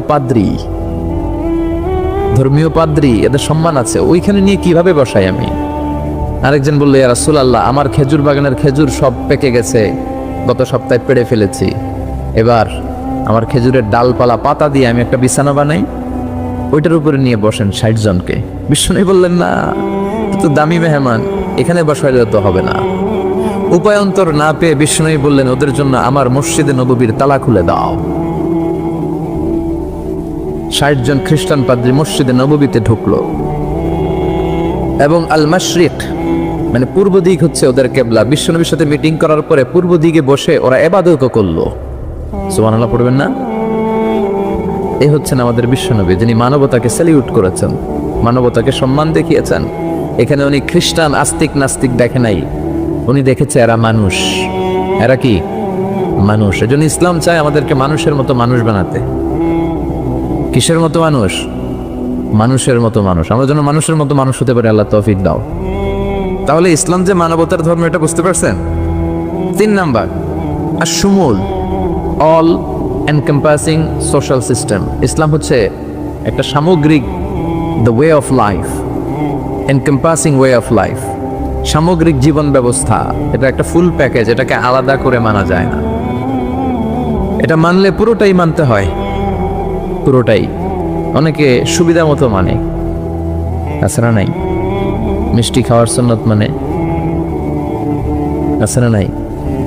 নামাজ পড়ার সুন্নত মানে, দান সৎকার সুন্নত মানে, কিন্তু হকের পক্ষে থেকে গালিগালাজ শুনতে হবে, কিছু মাইরও খাইতে হবে, এই সুন্নত মানে না, আছে না নাই? কিন্তু আপনাকে মানলে পুরোটাই মানতে হবে, অল এনকম্পাসিং সোশ্যাল সিস্টেম। আল্লাহ বললেন, মা ফাররাতনা ফিল কিতাবি মিন শাই, এই কিতাবে আমি কিছুই বাকি রাখি নাই, সব দিয়ে দিয়েছি, যা লাগবে তার সব আল্লাহর এই কিতাবে, আছে না নাই? অনেকে সুবিধাজনকভাবে মানে যেটা মানলে তার সুবিধা, তার ফ্যামিলির সুবিধা, তার দলের সুবিধা, ওগুলো মানে। যেটা মানলে তার বিপদ, তার দলের বিপদ, ওইটা মানে না। এরকম ডাকাইত আছে না নাই? ইসলামরে আলাদা করে মানা যায় না, ইসলাম মানলে পুরোটাই মানতে হবে। অনেকে ফ্যামিলিতে ইসলাম মানে, ব্যবসা প্রতিষ্ঠানে ইসলাম মানে, কিন্তু রাজনৈতিক অঙ্গনে ইসলাম মানতে চায় না, আছে না? এটা কি ইসলাম মানা হইল? আফাতুমিনুনা বিবাদিল কিতাব ওয়া তাকফুরুনা বিবাদ, কিছু মানবা কিছু ছাড়বা, এগুলো বললে তুমি মুমিন হইতে পারবা? কথা বলেন। মিষ্টি খাওয়ার সুন্নাত মানে, মাইর খাওয়া যে সুন্নাত মানে না, আছে না নাই? সুন্নাত নয় শুধু দাওয়াতের মেহমান, সুন্নাত নয় শুধু খাওয়া শেষে মধুপান, আরো কিছু সুন্নাত আছে তুমি জানো কি? জানলেও জীবনে কখনো তা মানো কি? আরো কিছু সুন্নাত আছে তুমি জানো কি? জানলেও জীবনে কখনো তা মানো কি? ঠিক কিনা? সুন্নাত নয় শুধু সুমধুর আলাপ, আর সুন্নাত হলো হুঙ্কার গর্জন। সুন্নাত নয় শুধু মেষ চড়াতে যাওয়া, আর সুন্নাত হলো পাথরের আঘাত খাওয়া। মোহাব্বতে তার সুদিনের সাথী তুমি, দুর্দিনেও তার পাশে থাকো কি? আরো কিছু সুন্নাত আছে তুমি জানো কি? জানলেও জীবনে কখনো তা মানো কি? ঠিক কিনা? খাওয়ার পরে খালি মিষ্টি খেলাম, মিলাদের পরে জিলাপি খেলাম, এগুলো ইসলাম? হ্যাঁ, 3 বছর বিশ্বনবী শিয়াবে আবি তালেবে জেল খেটেছেন, পাথরের আঘাত খেয়েছেন, একটা দিন শান্তিতে ঘুমাইতে পারে নাই। আল্লাহ বলেছেন, কুম ফাআনজির, হে নবী দাঁড়ান, দাঁড়ান। তাফসিরে জিলালিল কোরআনের রচয়িতা সাইদ কুতুব শহীদ উনি তাফসিরে লিখেছেন, এই যে কুম ফাআনজির তাফসিরে লিখেছেন, আল্লাহ বললেন, নবী আপনি দাঁড়ান, ওই যে দিন কায়েমের আন্দোলনে তিনি দাঁড়ালেন, আর বসতেই পারেন নাই, সুবহানাল্লাহ পড়েন। তাহলে এই ধর্মটা শামিল, জামিয়া, মানিয়া, শামিল, সবকিছুকে অন্তর্ভুক্ত করে। এটাকে কাটছাট করে মানা যাবে। ইসলামের 4 নাম্বার বৈশিষ্ট্য হচ্ছে আল উমুম, আম। এটা আম জনতার ধর্ম, ইউনিভার্সাল রিলিজিয়ন। এই ধর্মের মালিকানা সবার, বাকি শুধু আমাদের। এই ইসলাম এটা হিন্দুদের ধর্ম, ও মানে না, আমি কি করব? কথা কন। এটা খ্রিস্টানদেরও ধর্ম, এটা বৌদ্ধদেরও ধর্ম, এটা অগ্নি উপাসকদেরও ধর্ম, এটা সবার ধর্ম। ও মানে না তো আমি কি করব? এটা তো ওরও ধর্ম। এই ধর্মের রাস্তা সবার জন্য খোলা, সুবহানাল্লাহ কইবেন না? কোন হিন্দু ভাই যদি এসে বলে, হুজুর আমি এফিডেভিট করে নিয়ে আসছি, আমি হিন্দু ধর্মে থাকতে চাই না, আপনি শাহাদা বানিয়ে আমারে পাঠ করেন, আমি মুসলমান হব, এই কথা বলার সুযোগ আছে? যে না, তোমার ঢোকার সুযোগ নাই। যতগুলা কোঠা ছিল কোঠা শেষ, তুমি আর ঢুকতে পারবে না। কথা কন। ঢুকতে পারবে সবার জন্য। The door of Islam is open for everyone on earth. এই পৃথিবীর সবার জন্য খোলা। কিন্তু আপনি ইহুদি ধর্মের দিকে তাকান। ইহুদি ধর্মের একটা পদ্ধতি হচ্ছে, কেউ চাইলে ইহুদি ধর্ম গ্রহণ করতে পারে না। এটা জানেননি আপনারা?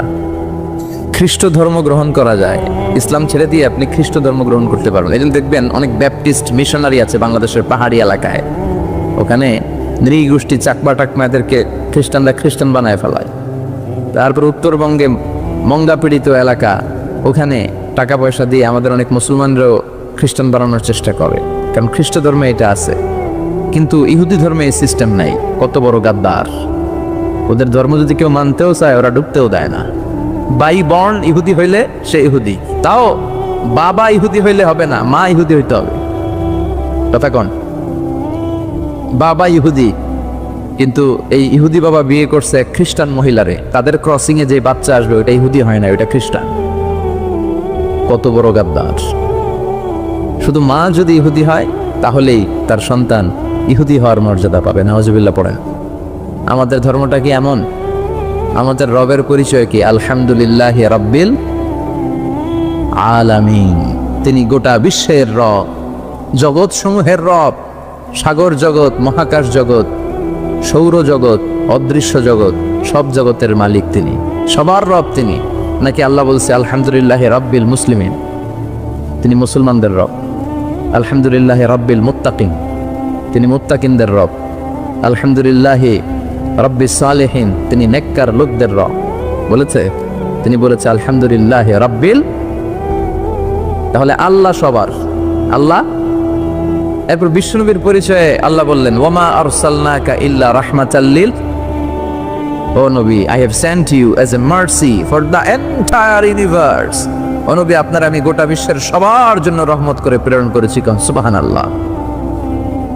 বিশ্বনবী শুধু আরব লোকদের নবী নয়, শুধু সাদা লোকদের নবী নয়, শুধু কালো লোকদের নবী নয়, শুধু পুরুষদের নবী নয়, শুধু নারীদের নবী নয়, তিনি গোটা বিশ্বের সবার জন্য রাহমাতাল লিল আলামিন। তাহলে আল্লাহ সবার নবীও। এরপর আমার হাতে যেটা শোভা পাচ্ছে এটা কি? কথা বলেন। আল্লাহ বললেন, ইন হাদা ইল্লা যিকরা লিল আলামিন। এই কোরআনটা গোটা বিশ্বের সবার জন্য মেসেজ। এটা শুধু আমাদের জন্য নয়, শুধু খ্রিস্টানদের জন্য নয়, এই কিতাবটা সবার কিতাব। সুবহানাল্লাহ পড়েন। তাহলে আমাদের ধর্ম এটা হচ্ছে ইউনিভার্সাল রিলিজিয়ন, ইউনিভার্সাল, সবার জন্য। যে কেউ চাইলে এই ধর্মে ঢোকার সুযোগ আছে না নাই? আলহামদুলিল্লাহ পড়েন। কয়টা গেল? 4টা। 5 নাম্বার হচ্ছে আত-তাইসির, মানে সিম্পলিসিটি, সহজ। ইসলাম মানা কঠিন না সহজ? সুবহানাল্লাহ কইবেন না? কোন মুফতি যদি কখনো এমন ফতুয়া দেয় যে ফতুয়াটা মানাই যাচ্ছে না, এত কষ্ট, তাহলে বুঝবেন এই ফতুয়ায় ভেজাল আছে। কথা বলেন। মুফতি শুড রিভাইজ দ্য ফতুয়া অ্যাগেইন। মুফতির আবার একটু পড়াশোনা করতে হবে, নতুন করে রিভাইজ দিয়ে ওনার ফতুয়াটা দেয়া দরকার। কারণ ইসলামের এমন কোনো বিধান নাই যেটা মানতে কষ্ট হয়, কারণ ইসলাম মানা সহজ। চিৎকার করে বলেন ঠিক কিনা? Simplicity is the beauty of Islam. সহজীকরণ এটা ইসলামের একটা সৌন্দর্য। অনেকে এত কঠিন করে, এইটা করা যাবে না, ওইটা করা যাবে না, এমনি তাকানো যাবে না, অমনি খাওয়া যাবে না, তা আমি কর্ম কি? কিচ্ছু করা যাবে না তো কর্ম কি ওটা বল। সহজ, ইসলাম হচ্ছে সহজ। আর দিন ইউসরুম লা উসরাফি, দিন সহজ, এর মধ্যে কাঠিন্যতা নেই। কত সহজ দেখেন। আওয়াজ করে উত্তর দেন তো, দাঁড়িয়ে নামাজ পড়া কি ফরজ? যদি কেউ দাঁড়িয়ে নামাজ পড়তে না পারে, বসে পড়লে কবুল করবে কে? বসে পড়তে পারে না, শুয়ে পড়লে কবুল করবে কে? তাহলে কঠিন না সহজ? অজু করে নামাজ পড়া ফরজ, অজু করতে পারে না, তায়াম্মুম করে পড়লে কবুল করবে কে? বিয়েতে মোহর দেয়া কি? কথা কন। ওয়া আতুন নিসা সাদাকাতিহিন্না নিহলা, সন্তুষ্ট চিত্তে মোহরানা দিয়ে দাও। এখন আমরা মোহরানা দেই না, যৌতুক খাই। কথা কন। মানে উল্টা করে ফেলছি আর কি। আমরা দিম, এখন হেতিরা দেয় আঙ্গরে। আছে না নাই? কত বড় ডাকাত, নির্লজ্জ। মেয়েটাকে তোমার হাতে দিল মানে বাবা তার কলিজাটা ছিঁড়ে তোমার হাতে দিল। আর কি চাও? কলিজায় তো নিয়ে গেছো তুমি মিয়া। এই ডাকাতি বন্ধ করেন, এই ডাকাতদেরকে বয়কট করেন, এই সামাজিক অসঙ্গতির বিরুদ্ধে আন্দোলনে দাঁড়ান। যৌতুক হারাম, আর মোহরকে ফরজ করলো কে? টাকা দিয়ে মোহর দিতে হবে, সম্পদ দিয়ে মোহর দিতে হবে। এখন মোহর যদি দিতে না পারেন, বিশ্বনবীর কাছে এক সাহাবী এসে বলে, রাসূলুল্লাহ বিয়ে করব, মোহর আছে? কয় না। কি আছে? কয় কিচ্ছু নাই। কিচ্ছু নাই মানে? কয় এই তল্লাটা আমার সে গরিব কেউ নাই। তাহলে বিয়ে করবা কেন? নাই। সাহাবী বলে, বয়স তো বসে থাকে না। বিশ্বনবী বললেন, তা তো কথা ঠিক। তো কি করা যায়? তুমি কোরআন পারো? পারি। আর এক মহিলা সাহাবীকে বলল, আমার কাছে ভালো পাত্র আছে, বিয়ে করবে? করব। তুমি কোরআন পারো? কয় না, পারি না। দুজনকে বিয়ে পড়াই দিলেন। আর মেয়েকে বললেন, মা, তোমার স্বামীর সম্পদ দিয়ে মহারণা দেওয়ার ক্ষমতা নাই, তুমি কোরআন পারো না, তোমার হাজবেন্ড মাশাআল্লাহ কোরআন পারে, সে তোমাকে প্রতিদিন কোরআন শিখাইয়া দিবে, এটাই তোমার বিয়ের মোহর। কঠিন না সহজ? ইউরিদুল্লাহু বিকুমুল ইউসরা ওয়ালা ইউরিদু বিকুমুল উসরা। আল্লাহ কঠিন চায় না, আল্লাহ সহজ চায়। এজন্য যারা ইসলাম বুঝাতে যে কঠিন কঠিন বিষয় আপনাদের উপর চাপায়, বুঝবেন এটা মদিনার ইসলাম নয়, বুঝবেন এটা আল্লাহর পাঠানো ইসলাম নয়। মুআজ ইবনে জাবালকে বিশ্বনবী এক জায়গার ইমাম বানালেন। উনি ওইখানে ইমামতির সুযোগ পেয়ে মাগরিব আর এশার সালাতে লম্বা লম্বা কেরাত পড়ে, বুখারীর বর্ণনা। আর ওই এলাকার মুসল্লিরা হচ্ছে কৃষক মুসল্লি, খেজুর বাগানে কাজ করে। তো এরা খেজুর বাগানে কাজ করে হাত পাও ধুয়ে মাগরিবের নামাজ যখন আসছে, আয়েশা দেখে সূরা বাকারা দিয়া ধরছে। কোন সূরা দিয়ে? কোরআনের সবচেয়ে ছোট সূরা, তাই না? তো কতক্ষণ দাঁড়ায় থাকবে এরা? এরা তো দাঁড়ায় থাকতে পারে না। নামাজ টামাজ থুইয়া দিছে দৌড়।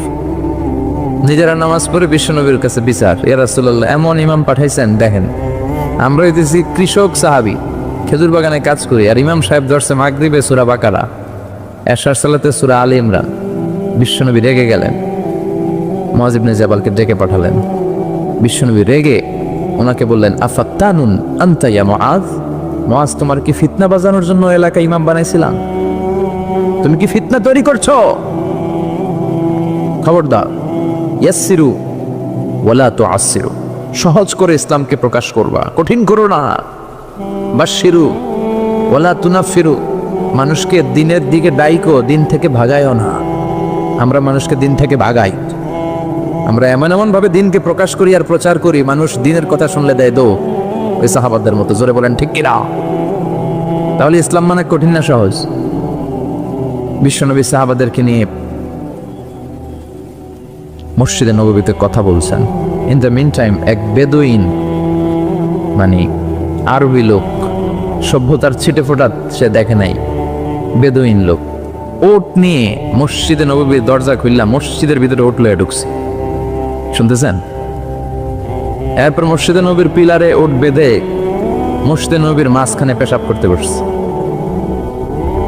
ওমরে ফারুক এরকম করতেছে, দাঁড়া, তোর পেশাব করে দেখাইতেছি আজকে। অন্যান্য সাহাবারাও রেগে গেলেন, ওকে মারবেন, চারদিক দিয়ে ঘেরাও দিচ্ছে। বিশ্বনবী সবাই ডেকে আনলে, এই এদিকে আসো, ওর কাম সারতে দাও, আগে ওর কাজ সারতে দাও। কারণ কত বড় ফিলোসোফার ছিলেন আমার নবী। পেশাব পায়খানার মাঝখানে কাউরে ধমক দিল, ওর পেশাব যদি আটকে যায়, ওর এত বড় রোগ হবে, এটা অপারেশন ছাড়া বাঁচানো যাবে না। এজন্য টয়লেটে কেউ ঢুকলে আপনি দরজায় জোরে আঘাত করবেন না, চিৎকার করে ডাকবেন না, আগে তার ইউরিনটা পাস করতে দেন, তার ওয়াশরুম ক্লিয়ার করতে দেন। কি করবেন? কাশি দিবেন। আপনারও টয়লেটে যাওয়া দরকার, কিন্তু বাইরে হয় না, ভিতর থেকে। কি করবেন? এরকম কাশি দিবেন, অথবা পায়চারা করেন, সহনীয় আওয়াজ করেন, যাতে সে বুঝে someone is waiting outside, he is in danger,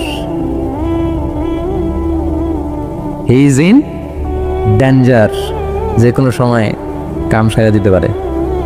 তো তাকেও সুযোগ করে দেন। কিন্তু ওয়াশরুম সারার সময় জোরে কাউকে ডাকা যায় না। বিশ্বনবী এটাই করলেন, বললেন এই দেখো না, এদিকে আসো, কাজ সারতে দাও। তিনি বেদুইনকে ইচ্ছে মতো পেশাব করতে দিলেন। পেশাব শেষে বিশ্বনবী বললেন, এবার পেশাবের উপর সিজলাম মিন মা, এক বালতি পানি ঢেলে দাও। পানি ঢেলে দিলেন। বেচারা মনের আনন্দে পেশাব করে বেরিয়ে যাইতেছে। বিশ্বনবী ডাক দিলেন, ইয়া আরাবি, দাঁড়াও। দাঁড়ালো। সে বলল, তুমি যেখানে পেশাব করছো এই জায়গাটা কি জানো? কয় না, জানি না। কয় এটা আমাদের ইবাদতগাহ, এখানে আমরা আমাদের রবরে ডাকি, আমাদের স্রষ্টার জিকির চলে এখানে, তুমি এই জায়গায় পেশাব করেছো। সে তো অবাক, কিরে আমি এদের ইবাদতগাতে পেশাব করছি আর আমার সাথে এরকম মিষ্টি আলাপ? আমরা তো এরকম কেউ করলে ওর 12টা বাজায় দিতাম। বিশ্বনবী বললেন, এই কাজটা তোমার ঠিক হয়নি, এটা আমাদের পবিত্র জায়গা। বিশ্বনবীর এই সুন্দর আচরণ দেখে সে বলে, আপনি কে? বিশ্বনবী বললেন, আমি এই জামানার এবং আখেরি জামানার পয়গাম্বর, আমার কাছে ওহী আসে, আমি সব নবীর সেরা নবী। সে বলল, তাহলে আর দেরি কেন, আপনি আমাকে পড়িয়ে দেন লা ইলাহা মুহাম্মাদুর। এভাবে ইসলাম প্রচারিত হয়েছে। Simplicity is the beauty of Islam. সহজভাবে উপস্থাপন করাটাই হচ্ছে ইসলামের পদ্ধতি, ঠিক কিনা? কয়টা গেল? হ্যাঁ, 5টা। থাক আজকে। হ্যাঁ, শুনবে? আচ্ছা, 6 নম্বর হচ্ছে দ্বীনুল ফিতরা, মানে ন্যাচারাল রিলিজিয়ান, ন্যাচারাল ইনস্টিংক্ট। এই ধর্মটা স্বভাব সুলভ ধর্ম, পরিবেশ সুলভ ধর্ম, রুচিসম্মত ধর্ম। সুবহানাল্লাহ পড়েন। এই ধর্মের এমন কোনো নিয়ম নাই যেটা আপনার রুচির সাথে যাবে না, পরিবেশের সাথে যাবে না, বেখাপ্পা বেমানান, এমন কোনো নিয়ম আছে? কিন্তু পৃথিবীর অনেক ধর্মে আছে না নাই? খ্রিস্টান ধর্মে কেউ অপরাধ করলে ওটারে পানির নিচে চুবায় রাখে। ওদের পবিত্র জায়গার পানি ওটার মধ্যে চুবায় রাখলে ওর সব গুনাহ মাফ হয়ে যায়। এটা কি মাথায় ধরে? ধরে না। হিন্দু ধর্মে, হিন্দু ভাইদেরকে আমি কষ্ট দেওয়ার জন্য বলছি না, বুঝানোর জন্য প্রক্রিয়াটা। একটা প্রথা ছিল সতী দাহ প্রথা হিন্দু ধর্মের। মানে হিন্দুদের কোনো পুরুষ মারা গেলে, স্বামী মারা গেলে শ্মশানে মৃত লাশকে ওরা পোড়ায় না। ওদের একটা নিয়ম ছিল, স্ত্রীর আগে স্বামী মারা গেলে স্বামীকে পোড়ানোর সাথে সাথে স্ত্রীকেও জ্বলন্ত আগুনে পুড়িয়ে দেয়া হতো। এই ইন্ডিয়াতে কত নারী যে জীবিত তাদেরকে পোড়ানো হয়েছে তার হিসাব নাই, পোড়ানো হয়েছে তাদেরকে। রাজা রামমোহন রায়, নাম শুনছেন? উনি এসে এই প্রথার বিলুপ্তি ঘটালেন, সতীদাহ প্রথা বিলুপ্তি করলেন। তো এই যে ওদের নিয়মটা, এটা মাথায় ধরে? স্বামী মরছে তো বউরে মারবি কে? কথা বলেন। আবার হিন্দু ধর্মের আরেকটা সিস্টেম হচ্ছে, কেউ যদি খাঁটি হিন্দু হইতে চায় তার গরুর পেশাব খাওয়া লাগে, গোমূত্র পান করতে হয়। কি মূত্র? গোমূত্র পান করতে হয়। আচ্ছা, এই যে গরুর পেশাব খাওয়ার এটা কি আপনার রুচিতে যাবে? এটা কি আপনার স্বভাব সুলভ কোনো বিষয়? আমাদের ধর্মে এমন কোনো বিষয় আছে যেটা রুচির সাথে যায় না? সুবহানাল্লাহ বলবেন না? এটা ফিতরাতি ধর্ম। ফিতরাতাল্লাহিল্লাতী ফাতারান নাস আলাইহা, এমন ফিতরাতে আল্লাহ এই ধর্মটা দিয়েছেন যে ফিতরাতে আল্লাহ মানুষকে বানিয়েছেন। এই ধর্মের কোনো বিষয় পালন করতে মানুষের কষ্ট হয় না। এটা সমাজসম্মত, এটা পরিবেশ সম্মত, এটা স্বাস্থ্যকর একটা ধর্ম। সুবহানাল্লাহ পড়েন। এবং পৃথিবীর যত মানুষ জন্মায় তারা সবাই এই ধর্মের উপর জন্মায়। বিশ্বনবী বললেন, মা মিন মাউলুদিন ইউলাদু আলাল ফিতরা, ইয়ানি ইউলাদু আলাল ইসলাম, ফাআবাওয়া ইউহাব্বিদানি ইউনাজ্জিসানি ইউমাসসিরানি। তাকে নাসারা বানায়, মাজুসি বানায়, ইহুদি বানায়। সব বাচ্চারা যখন জন্মায় মুসলমান হয়ে জন্মায়। সুবহানাল্লাহ পড়েন। হিন্দুর ঘরেও যে বাচ্চাটা জন্মায় কি হয়ে জন্মায়? খ্রিস্টানের ঘরে যে জন্মায় কি হয়ে জন্মায়? সুবহানাল্লাহ পড়েন। পরে মা বাবা তারে ইহুদি বানায়, খ্রিস্টান বানায়, নাসারা বানায়। তাহলে এই ধর্মের একটা বৈশিষ্ট্য হচ্ছে দ্বীনুল ফিতরা, এটা স্বভাব সুলভ ধর্ম। আলহামদুলিল্লাহ পড়েন। কয়টা গেল? হ্যাঁ, আচ্ছা, 7 নাম্বার হচ্ছে দ্বীনুল ইলম, রিলিজিয়ান অফ নলেজ, এটা জ্ঞানের ধর্ম, নলেজ বেসড রিলিজিয়ান। এই ধর্মে সবকিছু জ্ঞানের উপর ভিত্তি করে। সুবহানাল্লাহ পড়ে। মানে এই ধর্মে ঢুকলে তার পড়াশোনা করতে হবে, পড়াশোনা ছাড়া তার বাঁচার উপায় আছে? এই ধর্মের যে শ্রেষ্ঠ কিতাব কোরআন, এই কোরআনের প্রথম বাণীটা কি বলেন? ইকরা মানে কি? আল কোরআনের প্রথম বাণী পড়ো, আল হাদিসে নবীর কথা পড়ো, পড়ে পড়ে শেখো, শিখে শিখে তুমি তোমার নিজের জীবন গড়ো। সুবহানাল্লাহ পড়েন, পড়ো, পড়ে পড়ে নিজের জীবন গড়ো। আমি তো বলি সব সময় পড়বেন, সুস্থ থাকলে পড়বেন, অসুস্থ হলে পড়বেন, গাড়িতে থাকলে পড়বেন, ঘরে থাকলে পড়বেন, মরার সময় পড়বেন। মরার সময় কি পড়বেন? লা ইলাহা মুহাম্মাদুর। তার মানে পড়া ছাড়া কোনো উপায় আছে? তাহলে এই ধর্মের অনুসারীদেরকে পড়তে হয়, স্টাডি করতে হয়, ঠিক কিনা? আর বিশ্বনবী বললেন তলাবুল ইলমি ফারিদাতুন আলা কুল্লি মুসলিম ওয়া মুসলিমা। পড়া, ধর্মীয় জ্ঞানার্জন করা সব মুসলিম নারী পুরুষের জন্য ফরজ করে দিয়েছে কে? দেখেন জ্ঞানকে ইসলাম কত মর্যাদা দিয়েছে। কবরে 3টা প্রশ্ন করা হবে, রব কে, ধর্ম কি, এই লোকের নাম কি, মুহাম্মদ সাল্লাল্লাহু। 3টা প্রশ্নের পরে আপনাদেরকে আরেকটা প্রশ্ন করা হবে, তুমি কেমনে শিখলা এই 3টা প্রশ্নের উত্তর, কেমনে জানলা? আপনাকে বলতে হবে আমি কোরআন সুন্নাহর আলোকে জেনেছি। চিল্লায় বলেন ঠিক কিনা? তাহলে পড়াশোনা ছাড়া কোনো উপায় আছে? ইলম, দ্বীনুল ইলম বলে এটাকে, জ্ঞানের ধর্ম, নলেজের ধর্ম। আপনাকে জ্ঞান অর্জন করতেই হবে।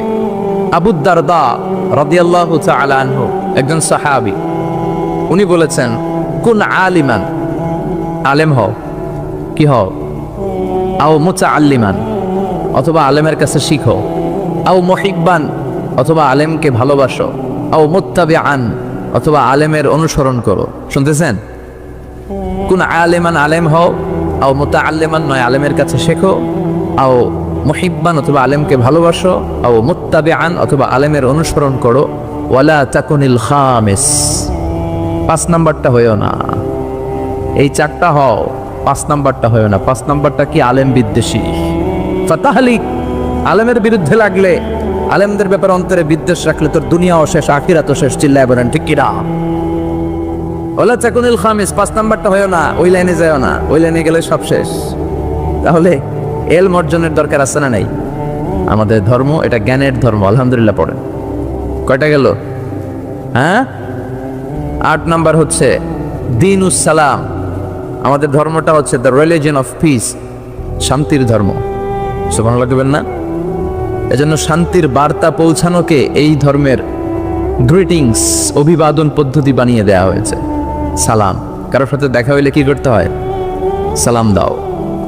সাইয়েদনা আদম আলাইহিস সালামকে আল্লাহ যখন তৈরি করলেন, আল্লাহ বললেন আদম তুমি সালাম দাও। সুবহানাল্লাহ পড়েন। তাহলে সালাম দিতে হয়। শান্তি, ইসলাম কখনো অশান্তিকে প্রশ্রয় দেয় না। ইসলাম চায় ঘরে বাইরে রাষ্ট্রে সব জায়গায় কি থাকুক? শান্তি। আর আমরাও কি চাই? এই পৃথিবীর সব মানুষ একটা জিনিস চায়, সেটা কি? মানুষ হচ্ছে শান্তির কাঙ্গাল, শান্তির ভিখারি। শান্তি চায় মানুষ। আর শান্তি আছে কোথায়? ইসলামে। চিল্লায় বলেন শান্তি আছে কোথায়? এবং বিশ্বনবী যখন রাজা বাদশাদের কাছে চিঠি লিখে পাঠাতেন, মুকাওকেসের কাছে পাঠিয়েছেন, আসহামার কাছে পাঠিয়েছেন নাজ্জাশীর বাদশা, হিরাক্লিয়াসের কাছে পাঠিয়েছেন রোমের বাদশা। চিঠি যখন বাদশাদের কাছে লিখে পাঠাতেন, বিশ্বনবী লিখতেন, প্রথম শব্দটা বিশ্বনবীর চিঠির প্রথম শব্দ ছিল সালাম। চিঠির প্রথম শব্দ ছিল কি? সালাম। তিনি লিখতেন সালামুন আলা মান ইত্তাবা আল হুদা, শান্তি তার উপর যে হেদায়েত পছন্দ করে। তারপর লিখতেন আসলিম তাসলাম, ইসলাম মানো শান্তিতে থাকবা, দুনিয়াও শান্তি আখিরাতেও শান্তি। সুবহানাল্লাহ পড়ে। তাহলে এই ধর্মের আরেকটা বৈশিষ্ট্য হচ্ছে দ্বীনুস সালাম, এটা শান্তির ধর্ম। কিসের ধর্ম? শান্তির ধর্ম। কয়টা গেল? 8টা। 9 নম্বর হচ্ছে দ্বীনুল ওয়াসাতিয়াতি ওয়াল ইআতিদাল। This religion is a balanced religion, ভারসাম্যপূর্ণ জীবন ব্যবস্থা। ওয়াকাযালিকা জাআলনাকুম উম্মাতান ওয়াসাতা লিতাকুনু শুহাদা আলান নাস। আর অনুরূপভাবে আমি এই ধর্মকে তোমাদেরকে ব্যালেন্সড, ভারসাম্যপূর্ণ করে তৈরি করেছি। বাড়াবাড়িও নাই, সারাসারিও নাই। সুবহানাল্লাহ কোন? কিন্তু আমগো মধ্যে দুইটাই আছে। হ্যাঁ, বাংলাদেশে যারা ইসলাম পালন করে বেশিরভাগ কেউ গেছে বাড়াবাড়িতে, কেউ গেছে সারাসারিতে, কেউ বাড়াবাড়ি করতে করতে এমন জিনিস লাগাইছে যেগুলো ইসলামে নাই, আর কেউ বাদ দিতে এমন বাদ দিছে ইসলামের অনেক কিছুই ওটার ভিতরে নাই। আমাদেরকে ওয়াসাতিয়ার মধ্যে থাকতে হবে, আল ওয়াসাতিয়া। সবাই আমার সাথে সাথে বলেন আল ওয়াসাতিয়া, আবার বলেন আল ওয়াসাতিয়া। এর মানে হচ্ছে মধ্যম পন্থা। এর মানে কি? কোরআন সুন্নাহর আলোকে আপনার মধ্যম পন্থায় আসতে হবে, বাড়াবাড়িও নয়, ছাড়াছাড়িও। এটা কোরআন থেকে নেওয়া। ওয়াকাযালিকা জাআলনাকুম উম্মাতান ওয়াসাতান, ওয়াসাতিয়া, মাঝামাঝি থাকা। এমনকি বিশ্বনবীও যদি মাঝামাঝির চেয়ে কম বেশি করেছেন, আল্লাহ বিশ্বনবীকে শাসন করেছেন। সুবহানাল্লাহ পড়েন। বিশ্বনবীর গায়ে একবার একটা জামা, কয়টা জামা? আর কোনো জামা নাই। ফাজাআ সাইল, একজন ভিক্ষুক আসলো, এসে বলে ইয়া রাসূলুল্লাহ আমার একটা জামা দেন। কি দেন? বিশ্বনবীর কাছে জামা কয়টা? দয়ার নবী, মায়ার নবী, ওই একটা জামাই খুলে দিয়ে দিলেন। এবার বিশ্বনবীর গায়ে জামা আছে, সাহাবারা আসছে, রাষ্ট্রীয় কাজে বেরোতে হবে, কিভাবে বেরোবে? গায়ে তো জামা নাই। আল্লাহ আয়াত নাজিল করলেন, ওয়াল্লাযীনা ইযা আনফাকু লাম ইউসরিফু ওয়া লাম ইয়াকতুরু ওয়া কানা বাইনা যালিকা কাওয়ামা। ও নবী, যখন দান করবেন আপনার বৈশিষ্ট্য হবে কিপটামিও করবেন না, আবার যা আছে সবও দিয়ে দিবেন না। ওয়ালাকিন বাইনা যালিকা কাওয়ামা, মাঝামাঝি থাকবেন নবী। বুঝাতে চাইলেন আপনার যদি 3টা জামা থাকতো একটা দিতেন, 2টাও যদি থাকতো একটা দিতেন, একটা দিলেন আর একটা আপনার। ছিল একটা, ওইটা তো হকদার বেশি আপনি নিজেই। এখন নিজে বেরোবেন কি করে? সুবহানাল্লাহ পড়তে মনে চায় না? কি ধর্ম, কত সুন্দর ইসলাম আমরা পেয়েছি। বাড়াবাড়ির সুযোগ নাই, আপনাকে মাঝামাঝি থাকতে হবে। এটা ভারসাম্যপূর্ণ জীবন বিধান। আল্লাহু আকবার। দেখেন কতটা ভারসাম্যপূর্ণ, আমাদের যাতে সুবিধা হয় এই বিষয়গুলো ইসলাম গুরুত্ব দিয়েছে। বিশ্বনবী বলেছেন, ইযা জাআল ইশা ওয়াল আশা ফাকদ্দিমুল আশা ক্বাবলাল ইশা। রাতের শেষ নামাজের নাম হইতেছে এশার নামাজ। কিসের নামাজ? আর রাতে যে আমরা ডিনার করি, নৈশ ভোজ বা খাওয়া, এটারে আরবিতে বলে আশা। খাওয়ারে কি বলে? নামাজরে কি বলে? এশা। আবার বলেন, খাওয়ারে কি বলে? আর নামাজ? বিশ্বনবী বলেন, এশা আর আশা যদি একসাথে আসে, এশার আজানও হয়েছে আর বিরিয়ানির প্যাকেটও আসছে, বিশ্বনবী বললেন ফাকদ্দিমুল আশা ক্বাবলাল ইশা, এশার আগে আশাটা খাইয়া লও। কারণ বিরিয়ানি থুইয়া নামাজে দাঁড়াইলে বিরিয়ানির চিন্তা আছে না নাই? নামাজে দাঁড়াই ভাববেন, হায় রে কোন প্যাকেটটা জানি পাই, হ্যাঁ, ছোট রান না বড় রান, ঠান্ডা হইলো না গরম থাকলো, টেনশন আছে না নাই? দেখেন কি সুন্দর ইসলাম। এক সাহাবী বলল, উসল্লিল লাইলা কুল্লাহ, আমি সারা রাত নামাজ পড়বো, তাহাজ্জুদ পড়বো, আমি রাত্রে ঘুমাবো না। আরেক সাহাবী বলল, আসুমুদ দাহার ফালা উফতির, আমি আজকে থেকে প্রতিদিন রোজা রাখবো, রোজা আর ভাঙবো না। আরেক সাহাবী বললেন, আ'তাজিলুন নিসা ফালা আনকিহ আবাদা, আমি আজকে থেকে আমার আর স্ত্রীদের কাছে যাব না, আমি বৈরাগ্য জীবন গ্রহণ করব আল্লাহর ইবাদতের জন্য। এই ঘটনা বিশ্বনবীর কানে গেল, বিশ্বনবী রেগে গেলেন, বিশ্বনবী সাহাবীদেরকে ডাকলেন। বিশ্বনবী বললেন, তোমরা কি আমার চেয়েও বেশি মুত্তাকি হতে চাও? আমার চেয়ে বেশি আল্লাহওয়ালা হতে চাও? আচ্ছা একটু বুঝে শুনে বলেন তো, বিশ্বনবীর চেয়েও বেশি আল্লাহওয়ালা হওয়া যায়? বিশ্বনবীর চেয়েও বেশি মুত্তাকি হওয়া যায়? বিশ্বনবীর চেয়ে বড় বুজুর্গ হওয়া যাবে? আমার নবী সবচেয়ে বড় বুজুর্গ। বিশ্বনবী বললেন, আমি তোমাদের চেয়ে আল্লাহরে চিনি বেশি, মানি বেশি, আমি তোমাদের চেয়ে বেশি মুত্তাকি। এরপরে আমি বিয়ে করছি, স্ত্রীদের সাথেও মিশি, আবার সময়ও কাটাই। সুবহানাল্লাহ পড়ে। আমি রাত্রে তাহাজ্জুদও পড়ি, আবার ঘুমাইও। আমি মাঝে মাঝে রোজা রাখি, মাঝে মাঝে রাখি না। সুবহানাল্লাহ পড়েন। তো আমার সমস্যা হয় না, তোমরা এগুলা পাইলা কই? আমার তাকওয়াতে তো কোনো সমস্যা হয় নাই। এজন্য যে নামাজের কথা বলছো, সে রাতে কিছু অংশ ঘুমাবা, বাকি অংশ নামাজ পড়বা। যে বলছো স্ত্রীদের সাথে মিশবা না, তোমার এই কাফারা দিয়ে তুমি ফিরে আসো, স্ত্রীদের সাথে অবশ্যই সময় কাটাবে। আর যে বলেছো আজীবন রোজা রাখবো, আজীবন রোজা রাখার কোনো সিস্টেম নাই, ভেঙে ভেঙে রাখবা, সোমবার বৃহস্পতিবার রাখবা। আর বেশি রাখতে চাইলে একদিন রাখবা, আরেকদিন রাখবা না, একদিন রাখবা, আরেকদিন রাখবা না। এটা সিয়াম ও দাউদ আলাইহিস সালাম, দাউদ নবীর রোজা, এর চেয়ে শ্রেষ্ঠ রোজার হতে পারে? এটা ভারসাম্য পাইছেন? মাঝামাঝি পাইছেন? তাহলে বাড়াবাড়ি আর সারাসারিতে যাওয়া যাবে? থাকতে হবে মাঝামাঝি। চিল্লায় বলেন, থাকতে হবে মাঝামাঝি। কয়টা গেল? হ্যাঁ, আচ্ছা। সর্বশেষ হচ্ছে আল উদুহ মানে ক্ল্যারিটি। ইসলামে কোনো গোজামিল নাই, আছে? সব সুস্পষ্ট। ইন্নাল হালালা বাইয়িন ওয়া ইন্নাল হারামা বাইয়িন। হালাল সুস্পষ্ট, হারাম সুস্পষ্ট, কোনো গোজামিল নাই। বিষ্ণু বললেন তারাক্তু আলা মাহাজ্জাতিন বাইদা লাইলুহা কানাহারিহা লা ইয়াসিগু আনহা ইল্লা হালিক। এমন ভাবে ইসলামটা আমি রেখে গেলাম, দ্বীপ প্রহরের সূর্যটা যেমন স্পষ্ট, আমার রেখে যাওয়া ইসলামটাও স্পষ্ট। এটা সবার, এখানে কোনো গোজামিল নাই। এই কিতাবটা সবার, সবাই পড়তে পারবে। অনেকে বলে এটা আলেমদের কিতাব, কথা কন, এটা আলেমরা পড়বে, আমরা পড়ুম কেন? আছে না? বলে না, বলে না? অনেকে বলে এটা হুজুররা পড়বে, আমরা পড়ুম কেন? এটা ধরা যাবে না, এটা ধরা যাবে না। এটা ধরেন না দেখেই তো বিপদে আছেন। এটা যেদিন ধরবেন সব সলিউশন পেয়ে যাবেন। চিল্লায় বলেন ঠিক কিনা? সমাধান চাও যদি জীবনে মরণে, ফিরে যাও খুঁজে নাও, চোখ রাখো কোরআনে। ঠিক কিনা? চোখ রাখবেন কোথায়? হিন্দু ধর্মের একটা পদ্ধতি হচ্ছে, একটা জাত আছে ব্রাহ্মণ, কি নাম? এই ব্রাহ্মণরাই শুধু বেদ, রামায়ণ, মহাভারত, ওদের এই ঐতিহাসিক ধর্মগ্রন্থগুলো ধরতে পারবে। আর নিম্ন জাতের যে হিন্দু, এরা বেদ ধরতে পারবে না, এরা রামায়ণ ধরতে পারবে না, মহাভারত ধরতে পারবে না। ধরতে পারবে আর পড়তে পারবে শুধু ব্রাহ্মণের। আর ব্রাহ্মণরা যা বুঝাবে গোজামিল দিয়ে, ওইটাই রাইট। এটার উপরে কোনো কথা। আমাদের ইসলামে গোজামিল আছে? সবাই পড়তে পারবে, সবাই জানতে পারবে। আর সবার জন্য পড়া জানা, এই ক্ল্যারিটিকে আবশ্যক করে দিয়েছে কে? সব ব্যাপারে পরিকল্পনা করবেন, নিজের জীবনের ব্যাপারে পরিকল্পনা, পরিবারের ব্যাপারেও পরিকল্পনা। পরিবার পরিকল্পনা করা ফরজ। অনেকে প্রশ্ন করে হুজুর ফ্যামিলি প্ল্যানিং, পরিবার পরিকল্পনা করা জায়েজ কিনা? শুধু জায়েজ না, এটা করা ফরজ। পরিবার পরিকল্পনা এটা মিন করে না যে how much children you wanna take, কয়টা সন্তান নেবেন, কয়টা বেবি আপনি নিতে যাচ্ছেন, এটাই শুধু পরিবার পরিকল্পনা নয়। আপনার কোন ছেলেটারে হাফিজ বানাবেন, কোনটারে কারি বানাবেন, কোনটারে মুফাসসির বানাবেন, কোনটারে জনপ্রতিনিধি হিসাবে গড়ে তুলবেন, কোনটারে নেতা বানাবেন, কোনটারে সমাজ সেবক বানাবেন, কোনটাকে বিশ্বনবীর মতো ক্যারিয়ারের দিক থেকে ব্যবসায়ী বানাবেন, কোন মেয়েটারে কোন স্কুলে কোন মাদ্রাসায় পড়াবেন, প্রতি মাসে পুরো ফ্যামিলির সবাই মিলে কোন সূরাটা মুখস্থ করবেন, তাহাজ্জুদের নামাজে ওঠার জন্য কি কি প্ল্যান নেবেন, এগুলোর কনস্ট্রাকটিভ গঠনমূলক প্ল্যানিং পরিকল্পনা নেওয়ার দরকার আছে না নাই?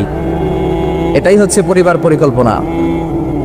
এজন্য শুধুমাত্র কয়টা সন্তান আমি নিব, সন্তান নিব কি নিব না, এটাই পরিবার পরিকল্পনা নয়। পুরো জীবনটা কিভাবে সাজাবেন, ছেলে মেয়েগুলো দিয়ে কি করতে চান, করাতে চান, এগুলো পরিবার পরিকল্পনার অংশ। চিল্লায় বলেন ঠিক কিনা? আমরা আল্লাহর কাছে কামনা করি 2017-তে আমরা যা পাপ করেছি আল্লাহ মাফ করে দেখ, আমিন। 2017-তে আমরা যাই করি না কেন, 2018 সালটা যেন আমাদের হয় শুকরিয়ার বছর, কল্যাণের বছর, শান্তির বছর।